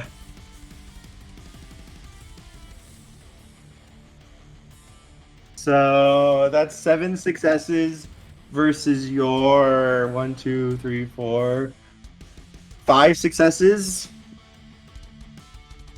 His effect will take effect first before yours is able to. And he is going for a forces effect here.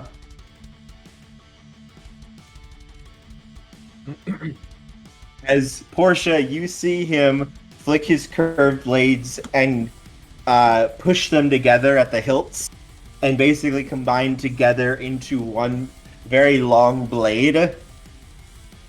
You see his hand go down to his belt and push it to the one side before pressing 3 buttons on top of it. 1, 2, 3. Before pulling it back. And you see an electric charge begin moving up from the belt, up to his arm, and then down towards his blade. As he lifts the blade up and just brings it slashing down at you.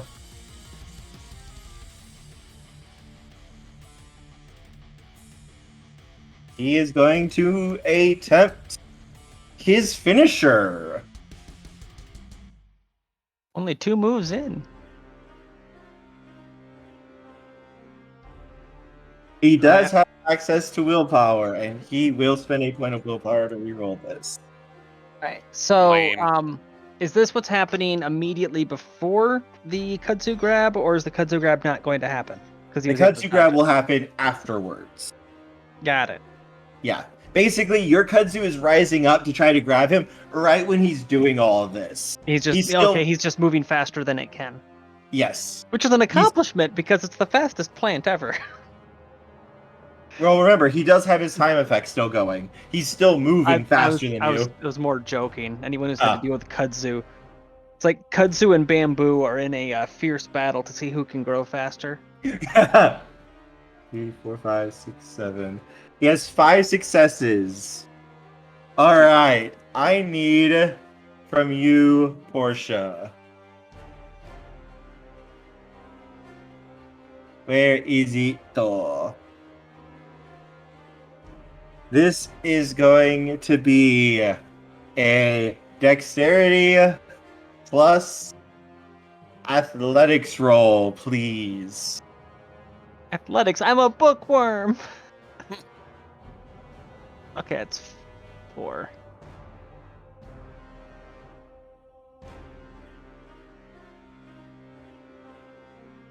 Why did it, did it go through? Nope. Son of a bitch, there was a 10 in there! Oh,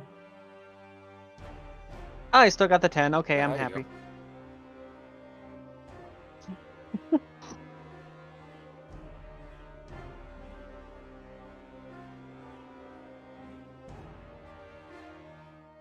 Alright, that's 3 successes, so you will lower his hit a little bit, but he will still strike you.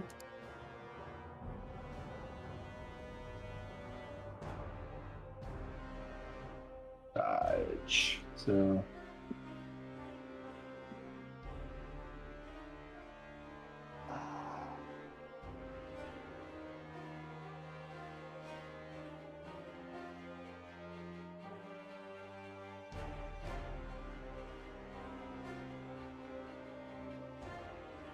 Rider. Critical slash. As he brings the blade down and strikes you pretty much dead set across the chest, straight downwards.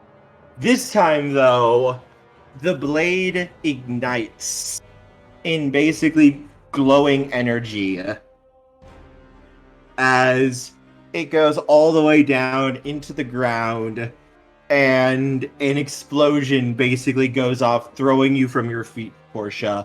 This time, you feel like someone has basically taken a hot knife and basically slashed it basically from right under your neck all the way down to like your left leg.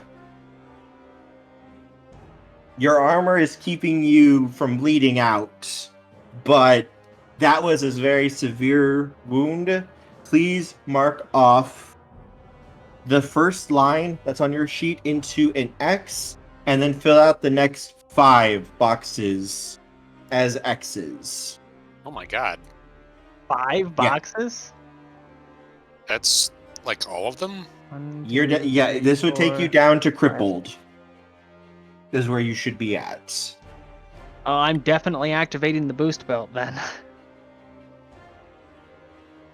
Like you are in absolute agony before it looks like he was getting ready to swing his blade up with the other side to finish you, but your kudzu vines lash out now and basically stop him. I'm taking this opportunity to activate the boost belt, which I'm still not 100% sure what it'll do. Arms or legs? Arms. As you put it in and rev it, a new set of armor begins forming up, red, with engines basically igniting along your arms. And all of the pain that you were feeling suddenly falls away as you basically feel like you just got a massive jolt of adrenaline through your body. All wound penalties are going to be waived while this is going through, and you will get a +5 bonus on all dice rolls you make. +5 is in the number on the dice is represented, or 5 more dice? 5 more dice. And how long does it last? As for the rest of the scene, as long as you're using the boost buckle. Nice. Also, it allows you to re-roll 3 ones at any time. Jesus. Glad you did that. It is at this moment you feel something attached to your side, Portia.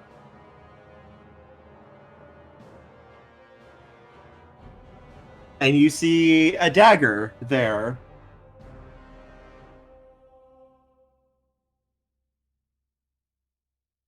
I'll be damned. I don't think I need to send any message at this point. Okay, he's still restrained at the moment, right? Yes, he is restrained, though. You can already see, basically, he's turned his attention to ripping loose and cutting himself free with his blades. He is going to be restricted, though, and he will suffer a -3 penalty to any athletics rolls to try to get loose. Too much of a chance of him flailing. Gotta wear him down first. I'm not going to get close. I'm going to instead first focus on getting back on my feet properly. Yep, you can get up. I'm going to attempt to heal myself. Oh, yes, you can attempt to do so. You will get 2 automatic successes to this dice roll, automatically. And then I'm rolling Are life. you using magic or? I don't have time to do it medically. Yeah. Not with a He's massive using wound. magic. So it'd be life, right? Yes. Can I use prime to augment that? You could. How would you like to try to do so? Basically, using prime to amplify the healing effect. You can Just- attempt, no. yes. Yeah, the tissue coagulation, knitting flesh together, so on and so forth. What's your focuses? My focus for life is the drawn sigil, which is the alchemical stuff. Mhm. So I'd be doing that along the wound. And the prime is the living bracelet, so that's what I'm wearing on the hand I'm using to do it. You will get paradox for this a little bit. Is that paradox going to bypass any quintessence I could use to soak it? You don't use quintessence to soak it until it completely fills your wheel.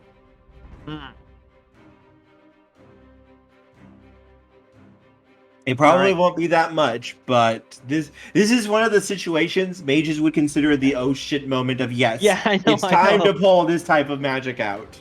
Yeah, so that's what I'm doing. Okay, so life plus prime? No, just Arete. Always just Arete. Alright.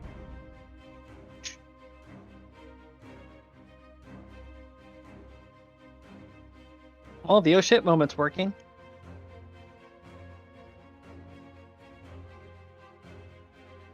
As you begin, roll your Arete for me again.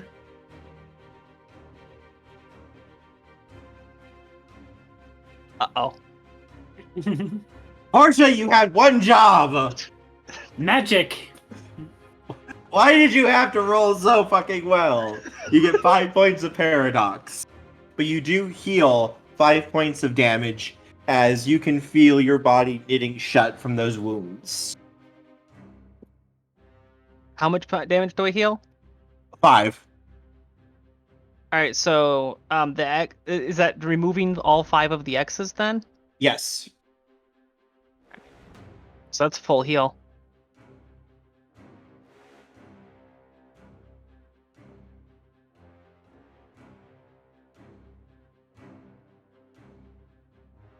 And So he does that. was Tanya's one job then to die? No.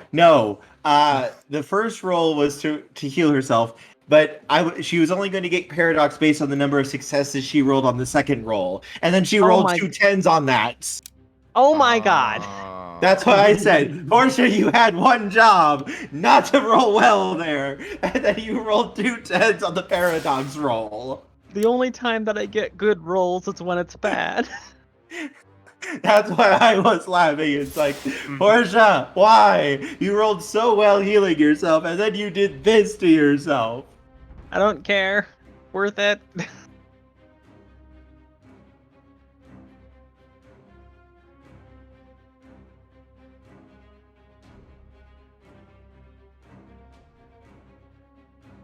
As he finishes ripping through the vines that slowed him down, and he looks at you. Yield! I don't want to hurt you! Ditto.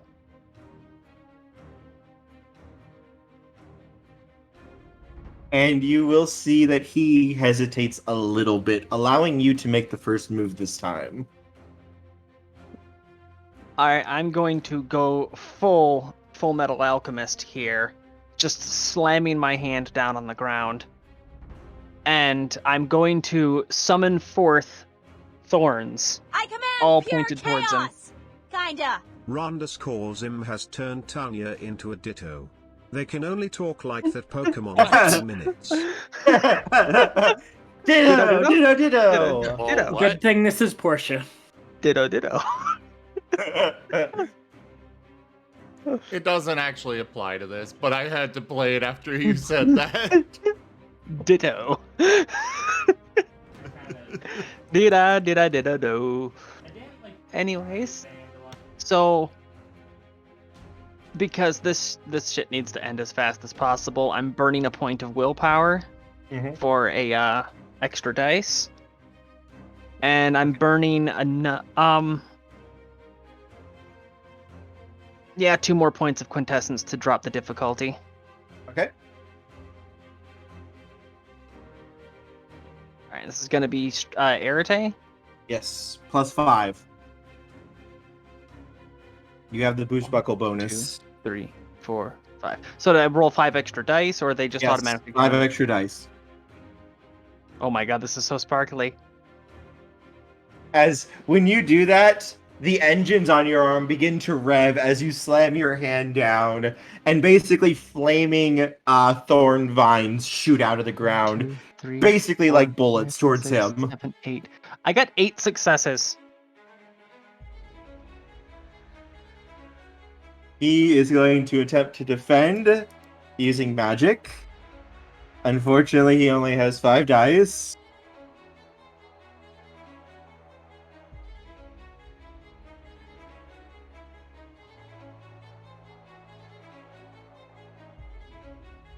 Oh, I'm pissing through my quintessence. I stockpiled it specifically for this moment, though, so I knew some shit like this was gonna go down, so I've been just chugging coffee every downtime. Boost Buckle's ability activates.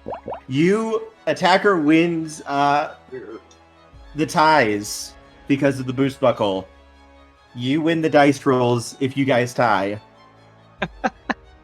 Oh my As you see his hand flash down to his belt again. Clock up! As he begins to move almost too fast for you to actually see, but not for your vines, as your vines begin to speed up as well and basically shoot off after him. And this time, they do successfully strike him. You may roll your Arete +5 in damage. Oh boy. Roll good. Wait, no, let me get, I have to grab the right dice for this. There we go. 2, 3, 4, 5.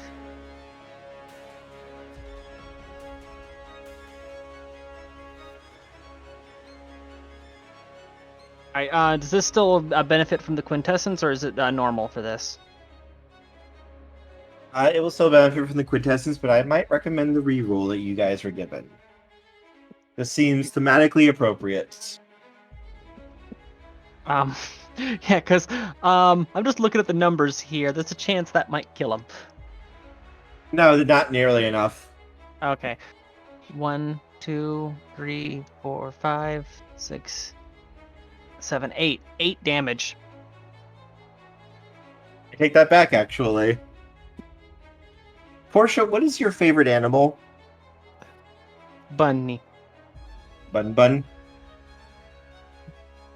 It has always been Bunny. Eat the bunny. No! The bunny, the bunny. Oh, I love the bunny.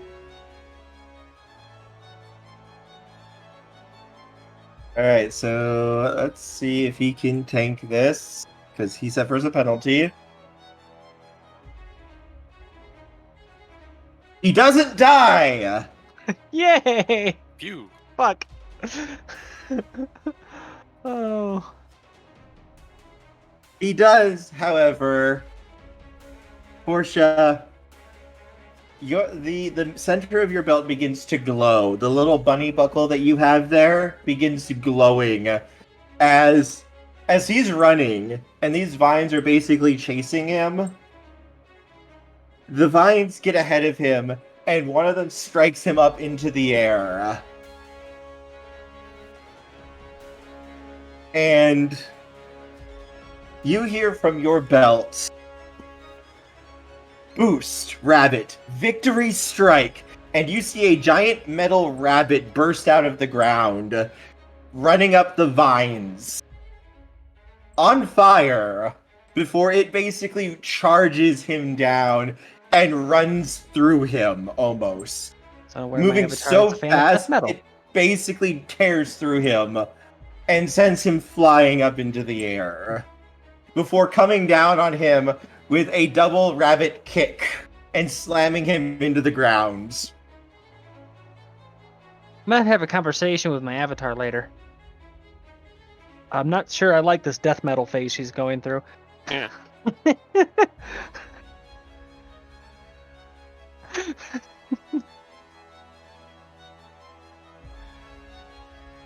And you see his armor break apart when he hits the ground. It disperses the blow, so it doesn't kill him, but you can see, like, severe damage to his body. And, oh yeah, and he's in, like, a crater, like, 3 feet deep. I'm taking this opportunity to grab the dagger and run over to him.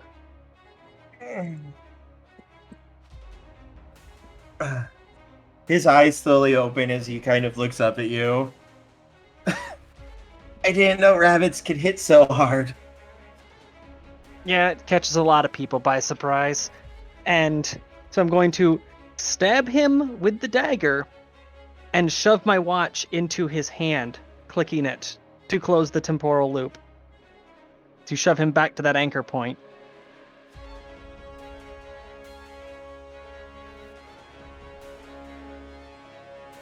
So you're restoring him back to how he was beforehand? I'm taking the fight back to the beginning. Intriguing. Where he knows As- he's going to lose.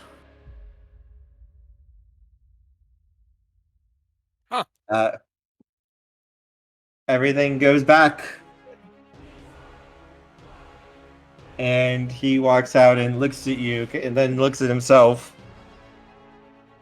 Why did you do that? Because I don't want to hurt you. But I want you to know how important this is to me. Hey, you would have won.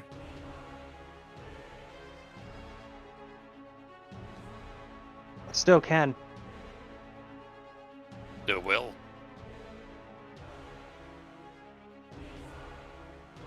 But I'm the big bad.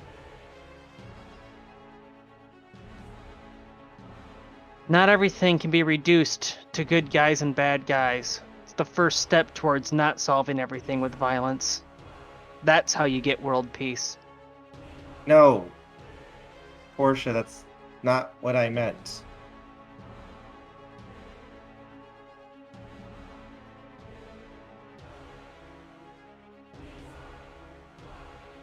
I'm the one you guys are after. Stand down. Let us help you.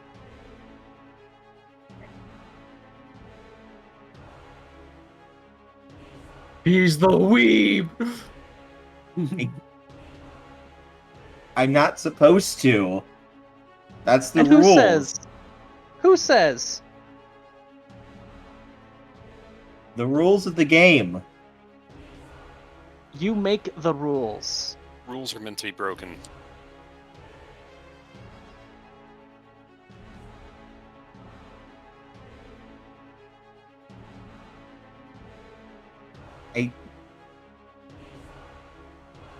I don't even know what's real anymore. I don't even know if you're real.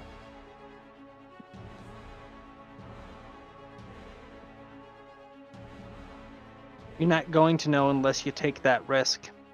Unless you take that step.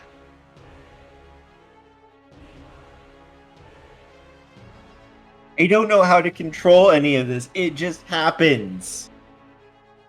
We can help you to control it. We can help you to contain it, to guide it and direct it.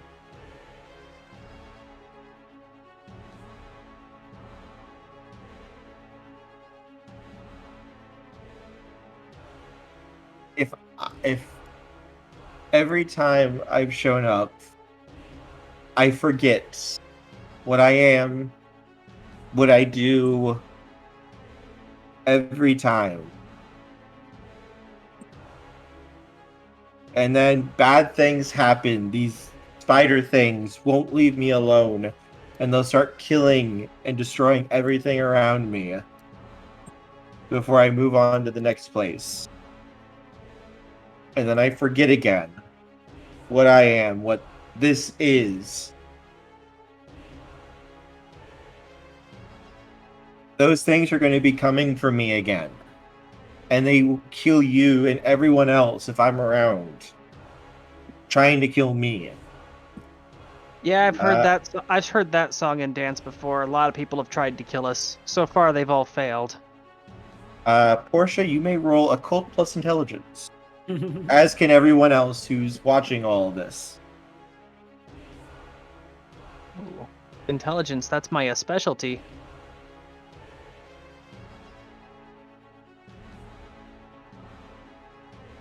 I told you it was my specialty. 1, 2, 3, 4, 5, 6, 5. 5.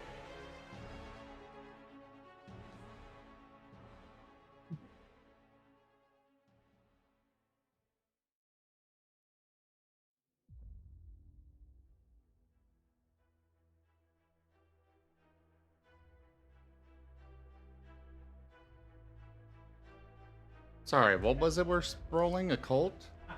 Occult plus intelligence.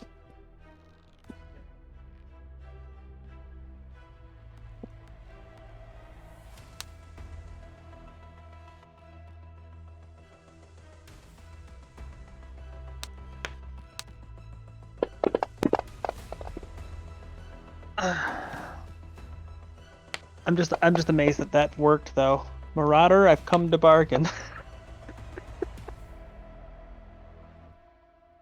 There's still time. Oh, I know. Just the part of it where I was actually able to pull off the reset after the killing blow. Pretty impressive. Alright, everyone. This sounds like these are just Weaver spirits that are basically after him. Marauders break reality, and the Weaver's trying to make sure that reality does not get broken. And they're getting really fucking pissed off that there's a mage this powerful basically making a giant hole in their web. And they're trying to either fix the damage or take out everything around it that's doing this. Dude, we know all about this. Chill out. We'll help you out.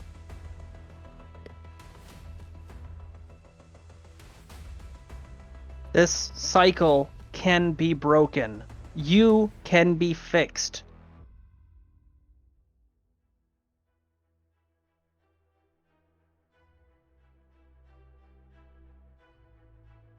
If you're not even real, what if I'm just imagining this?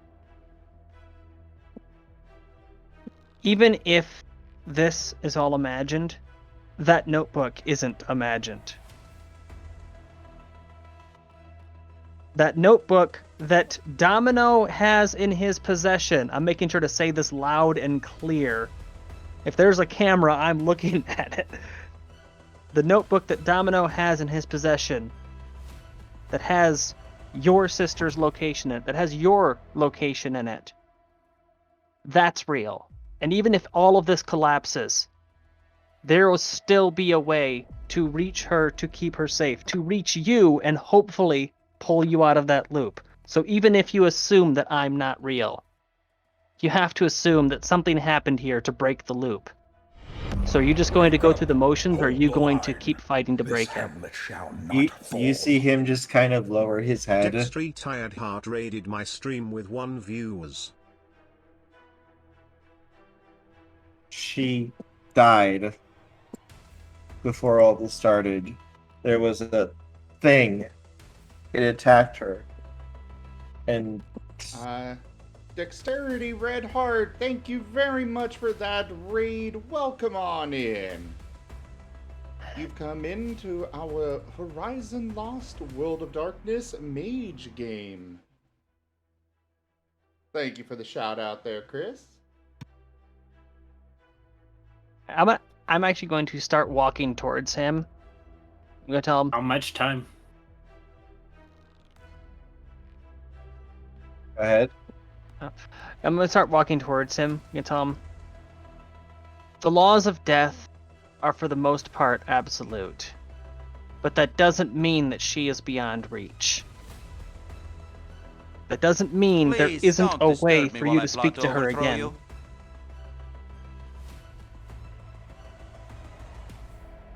We have time mages.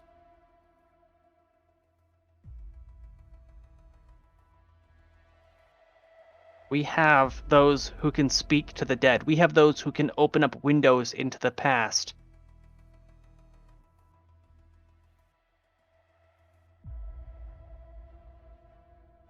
When you properly control these abilities, when you keep them on a leash, those spiders that have been haunting you, they go away. You don't have to worry about them coming after you anymore. They're coming after you because they're angry about what you are, what this is, what you're doing.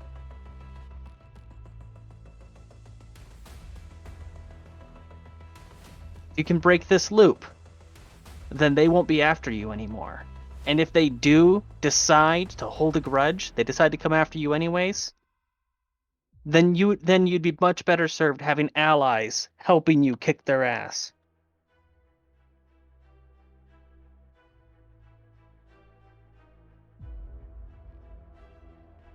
I'm taking another step closer, like slowly drawing into melee range. Portia, I have a question for you.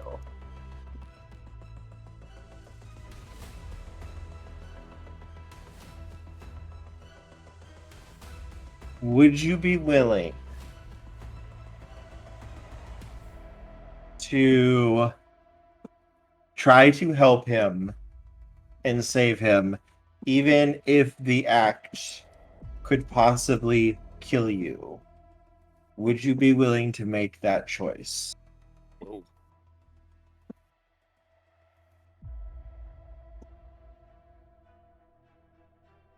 I've made dumber choices before. Like, this isn't like something that, like, it just is just random. No, like, you actually feel like this feeling in you, like, from the depths of your soul. this is coming from you. Like someone is asking you that question.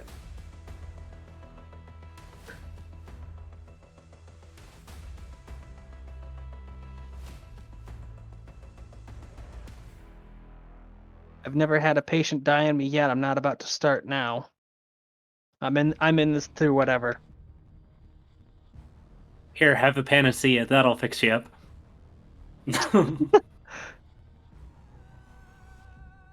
Roll 5 dice for magic for me. And raise your arete by 1.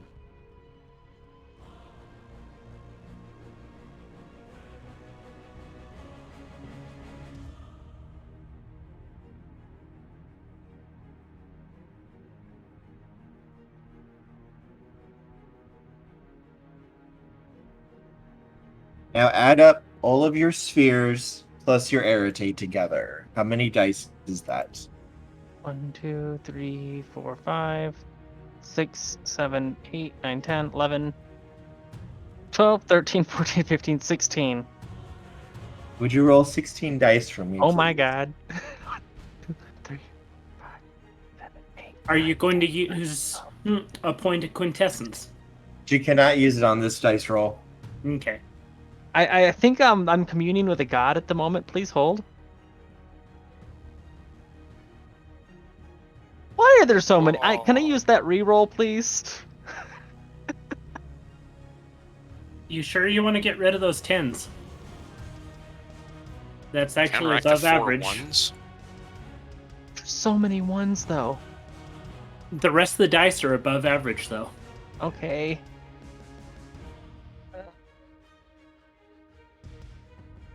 One, 2, 3, 4, 5, 6, 7, 8, 9, 10, 9, 8, 7, 6, 7, 8. So that's 8.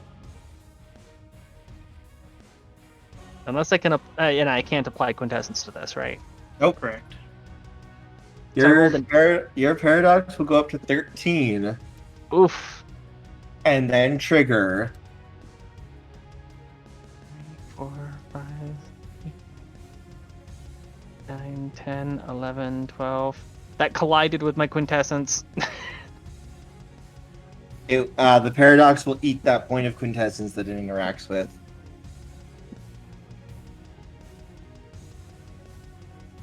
Oh boy, 13 freaking paradox. Don't mind me, I'm And just that- melting. And now you may erase all of your paradox. He said it was immediately triggering, so I figured. As Portia, as you feel this willingness to heal, to help, to be the doctor that you are, basically, regardless of the consequences to you, your understanding of magic grows. Your understanding of yourself grows. And in that one moment, that second of spiritual understanding, you touch his chest and you let all of that power rush through into him. But when you do this, you can feel reality itself screaming in pain. You can feel it writhe like a living thing pushing against what you are doing. Well, reality is just gonna have to get over itself. And you feel something snap.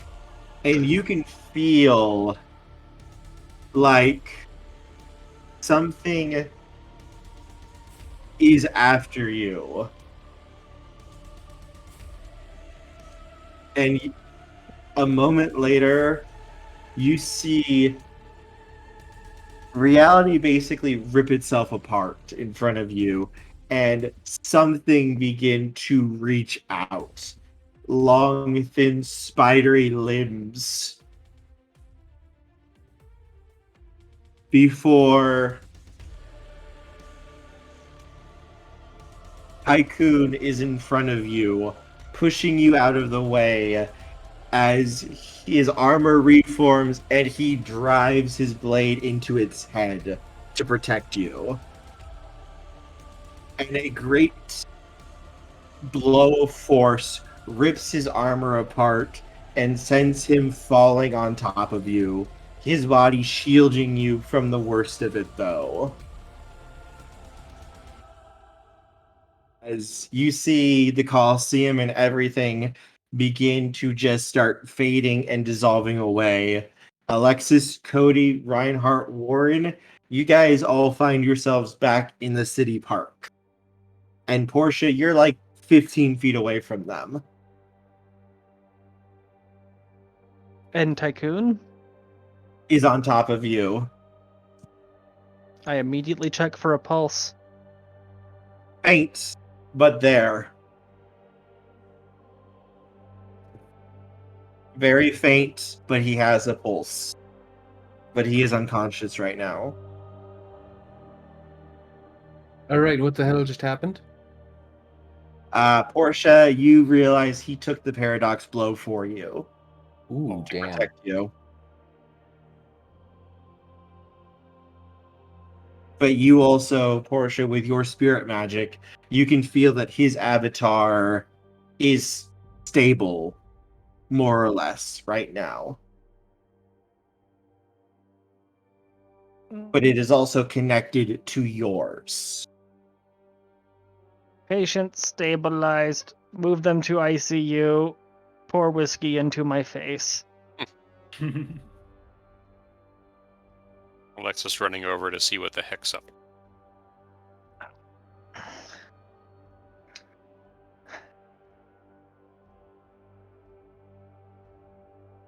I'm just in a little bit of a state of shock that gamut actually worked. So I'm gonna be mentally checked out for a little bit. And you didn't even need to use a dagger. Well, technically I did use it. Oh, that's right. I just reversed it. I used it and then immediately reversed it. He had no way of knowing that dagger wouldn't have actually killed him. Fair Mhm. enough. Which is why he was asking why you did By that. the way, was that reroll used? No, I was think so. about to, but then I was advised not to, and that's when I discovered I was actually rolling for paradox, so it's a good thing I didn't.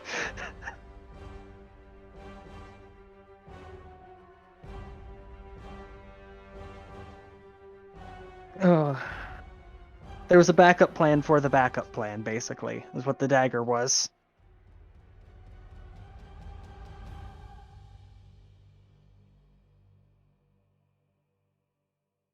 But yeah, Portia's just like in a total state of shock at the moment. Just processing what the fuck just happened. Ugh, a miss! Not enough ale.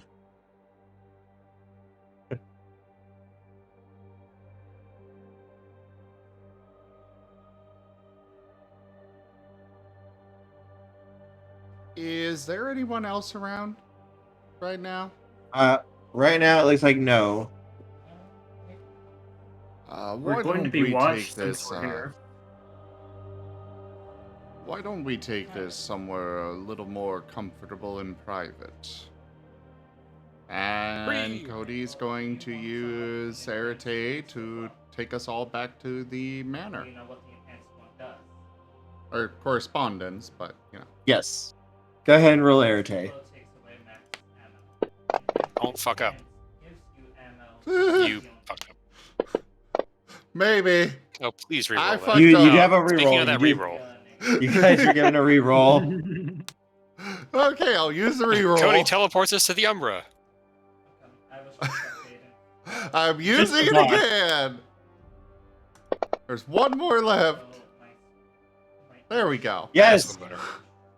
Finally. As Cody, you get your computer up, type in a few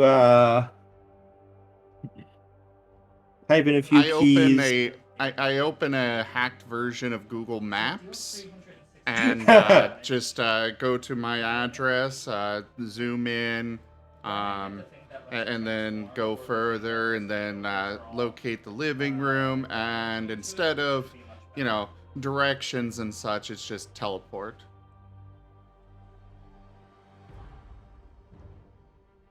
And So in it a just rush does of light, you guys vanish and appear safely in Cody's home.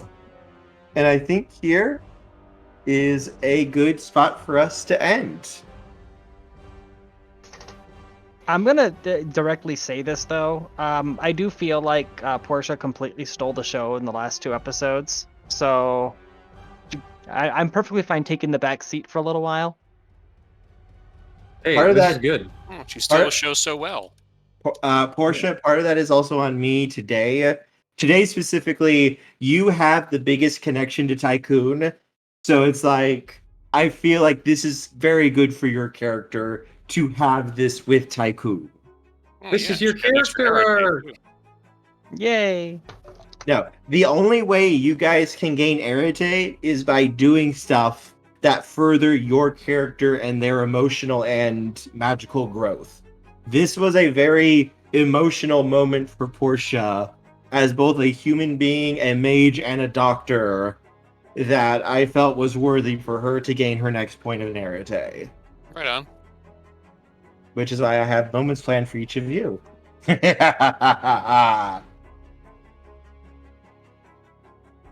But no, the reason Did you Portia had ever- such a big kind of thing here today was because I thought this was emotionally appropriate, that this would be like a little bit of her arc. True. Did you do the Curse of Junk? I meant to and I forgot to. I got so involved with Portia. Cody, in the lounge, there is a little crocheted Marten that was literally doing a little dance and jig on the desk. And he even had a little sign going, "Go, you guys, go. Go, team, go. Go, team, go." We got to bring that with us on all of our future adventures. Portia, I believe that your paradox has created something else. Wait, so what about the Go Team Go? I was typing a thing out. It's a little crocheted Marten who has a little sign that he kind of lifts up and down, going, "Go, team, go. Go, team, go."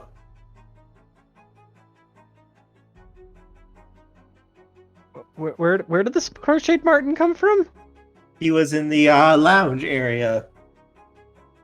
I believe your paradox has created this. Either that or Domino. You cute for Domino. If it were Domino, it would be made of salt instead of yarn. Oh no, what if there's a Fae folk that everything they do is made of yarn? That is possible. I believe Kirby has met them. Yes, Wow. I think this is a good ending point here for us, as this basically ends the tournament arc.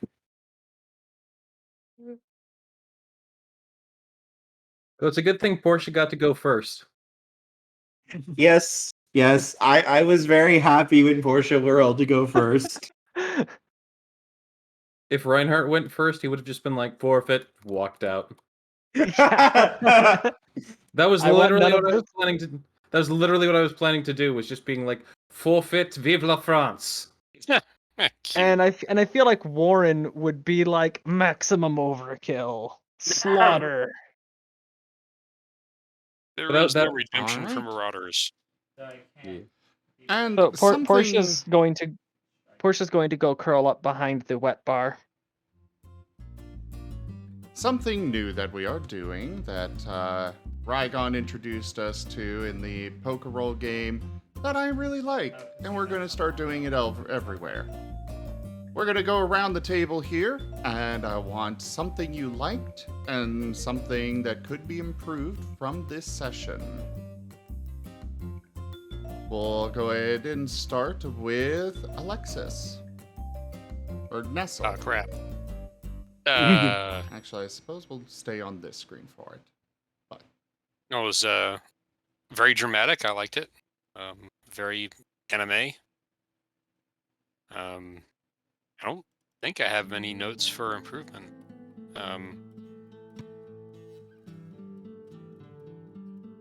Yeah, I mean, I think it went pretty well. I have Is, no constructive advice. Portia? I got to have another hero moment and emotional character growth, and then emotional damage. Emotional damage. And as far as things to be improved, well, I already said it, which is I felt like I was kind of hogged the screen time, but there was apparently a very good reason. So This was for your character arc, Portia. You were the most involved with Tycoon. Yeah, that was gonna be my only. It wasn't even a complaint. It was just kind of like a note, but I totally understand why. As far as I'm concerned, I am always happy to let a character have their personal moment. I am a-okay just being in the background as support for the scene, or not even involved at all. So I have no qualms with that, personally. And it doesn't mean that you need to sit out of future sessions. oh shit! I just realized something.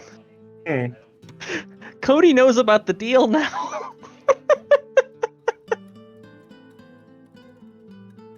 The deal?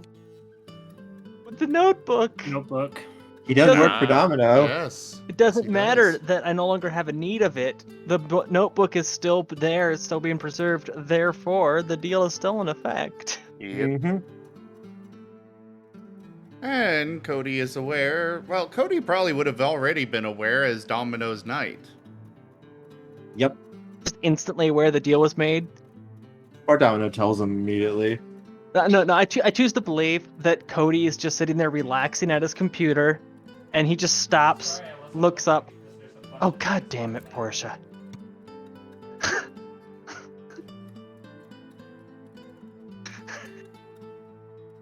All right. Reinhardt. It was a very good, very dramatic session. Those are always beautiful. Love them. Honestly, like no notes. Everything that was done here was done well. Like the very fact that is a Portia focused session. Like I really don't like my whole thing with if you're going to have a character focused session. As long as it's good, as long as it's dramatic, as long as you make it something worth watching, I don't mind taking a back seat for the entire session if you are able to hit that point, and you hit it here, you hit it perfectly. Literally, no notes. This was a wonderful session. I was literally sitting here munching popcorn, listening to the whole thing. The donation goal, by the way, gave you guys the potential to actually stop him from being a marauder, which is normally almost impossible. Now, Zim, I need to know exactly what his face looks like when I say this. Matt Mercer threshold achieved. I laughed. I would love to tell you that, but he does not live here still, which we have told you multiple times. I don't know why my brain refuses to hold on to that piece of data. What piece of data? What? What piece of data? What are we talking about? Oh, Shabe, something you threshold like, achieved. something you think could be improved. I like how Tycoon didn't even realize even until the end. And the minor thing to improve is, when did the werewolves get a hold of our mages? You're gonna find out about what happened there. Actually, I was going to bring that up as a burning question. Was something that we were going, something else that we can do. A question That's something about that's going to come up lore. in the next Mage game. Because I know exactly what's going on. Do remember, Warren, you guys know a time mage apparently. Yeah, so as far as the werewolves game, I have started watching the VODs, but due to my work schedule, I cannot watch them live, so I'm still a week behind. No worries. No. There is technically a temporal issue here, but there is a reason why there is the temporal issue here. We already have a few mage over in the werewolf game right now. Mm-hmm. Yeah, Cody and Reinhardt have made cameos there. I will also say for everyone that that I am uploading videos and getting them live on YouTube earlier than than before. So the werewolf game will actually, the recording from Friday is actually already set to go live on... I want to wait till he has done that move so I didn't go down. Where is it here? Set to go live on the 14th. So tomorrow. Goody. Awesome. Actually, that's still part of my weekend, so I can watch it then. It'll make it That'll get me easier up for to date. people to catch up. Also, Tanya, I really recommend you check out the Pokemon game. It's, All right. Ditto? I must get ready Ditto? to Ditto. head off, everyone. First, Kerr, Yes. can't leave before this. Something you liked, something you feel could be improved. Aww. Not even the DM Universal standard? not even the storyteller is immune. I really enjoyed watching Portia's growth, and I'm very glad that I'm not going to die. So Kerr Hey, and I would have made it painless. I've known for weeks that Tycoon was the Marauder. Mm-hmm. And I told Kerr that if he makes us kill off Tycoon, Tanya was going to kill him. Yep. Mm-hmm. I was like, Kerr, you made the mistake of making the big bad guy the party pet. But it is something that happens in the show. Yep. Does not mean that that's not a mistake that puts his life at risk. As for what improvements, I wanted to get you guys a little bit more involved, so I need to work a little bit more on that. I didn't want it to be completely focused on Tanya, so that's my fault.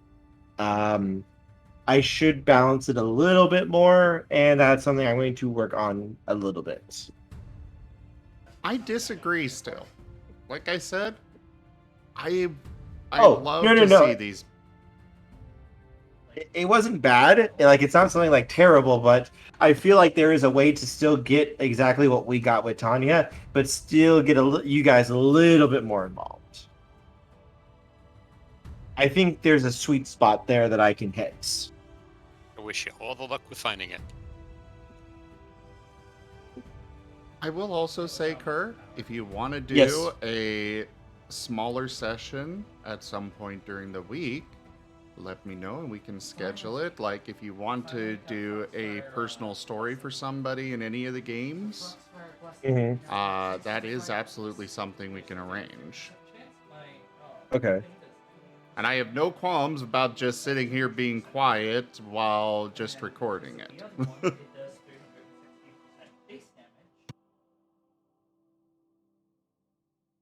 I gotcha. Alright. So, any questions from anybody regarding the lore or story or such? Keep in mind, it does not mean that you're going to get an answer. Just, Kerr can be useful information to know what we're wondering about,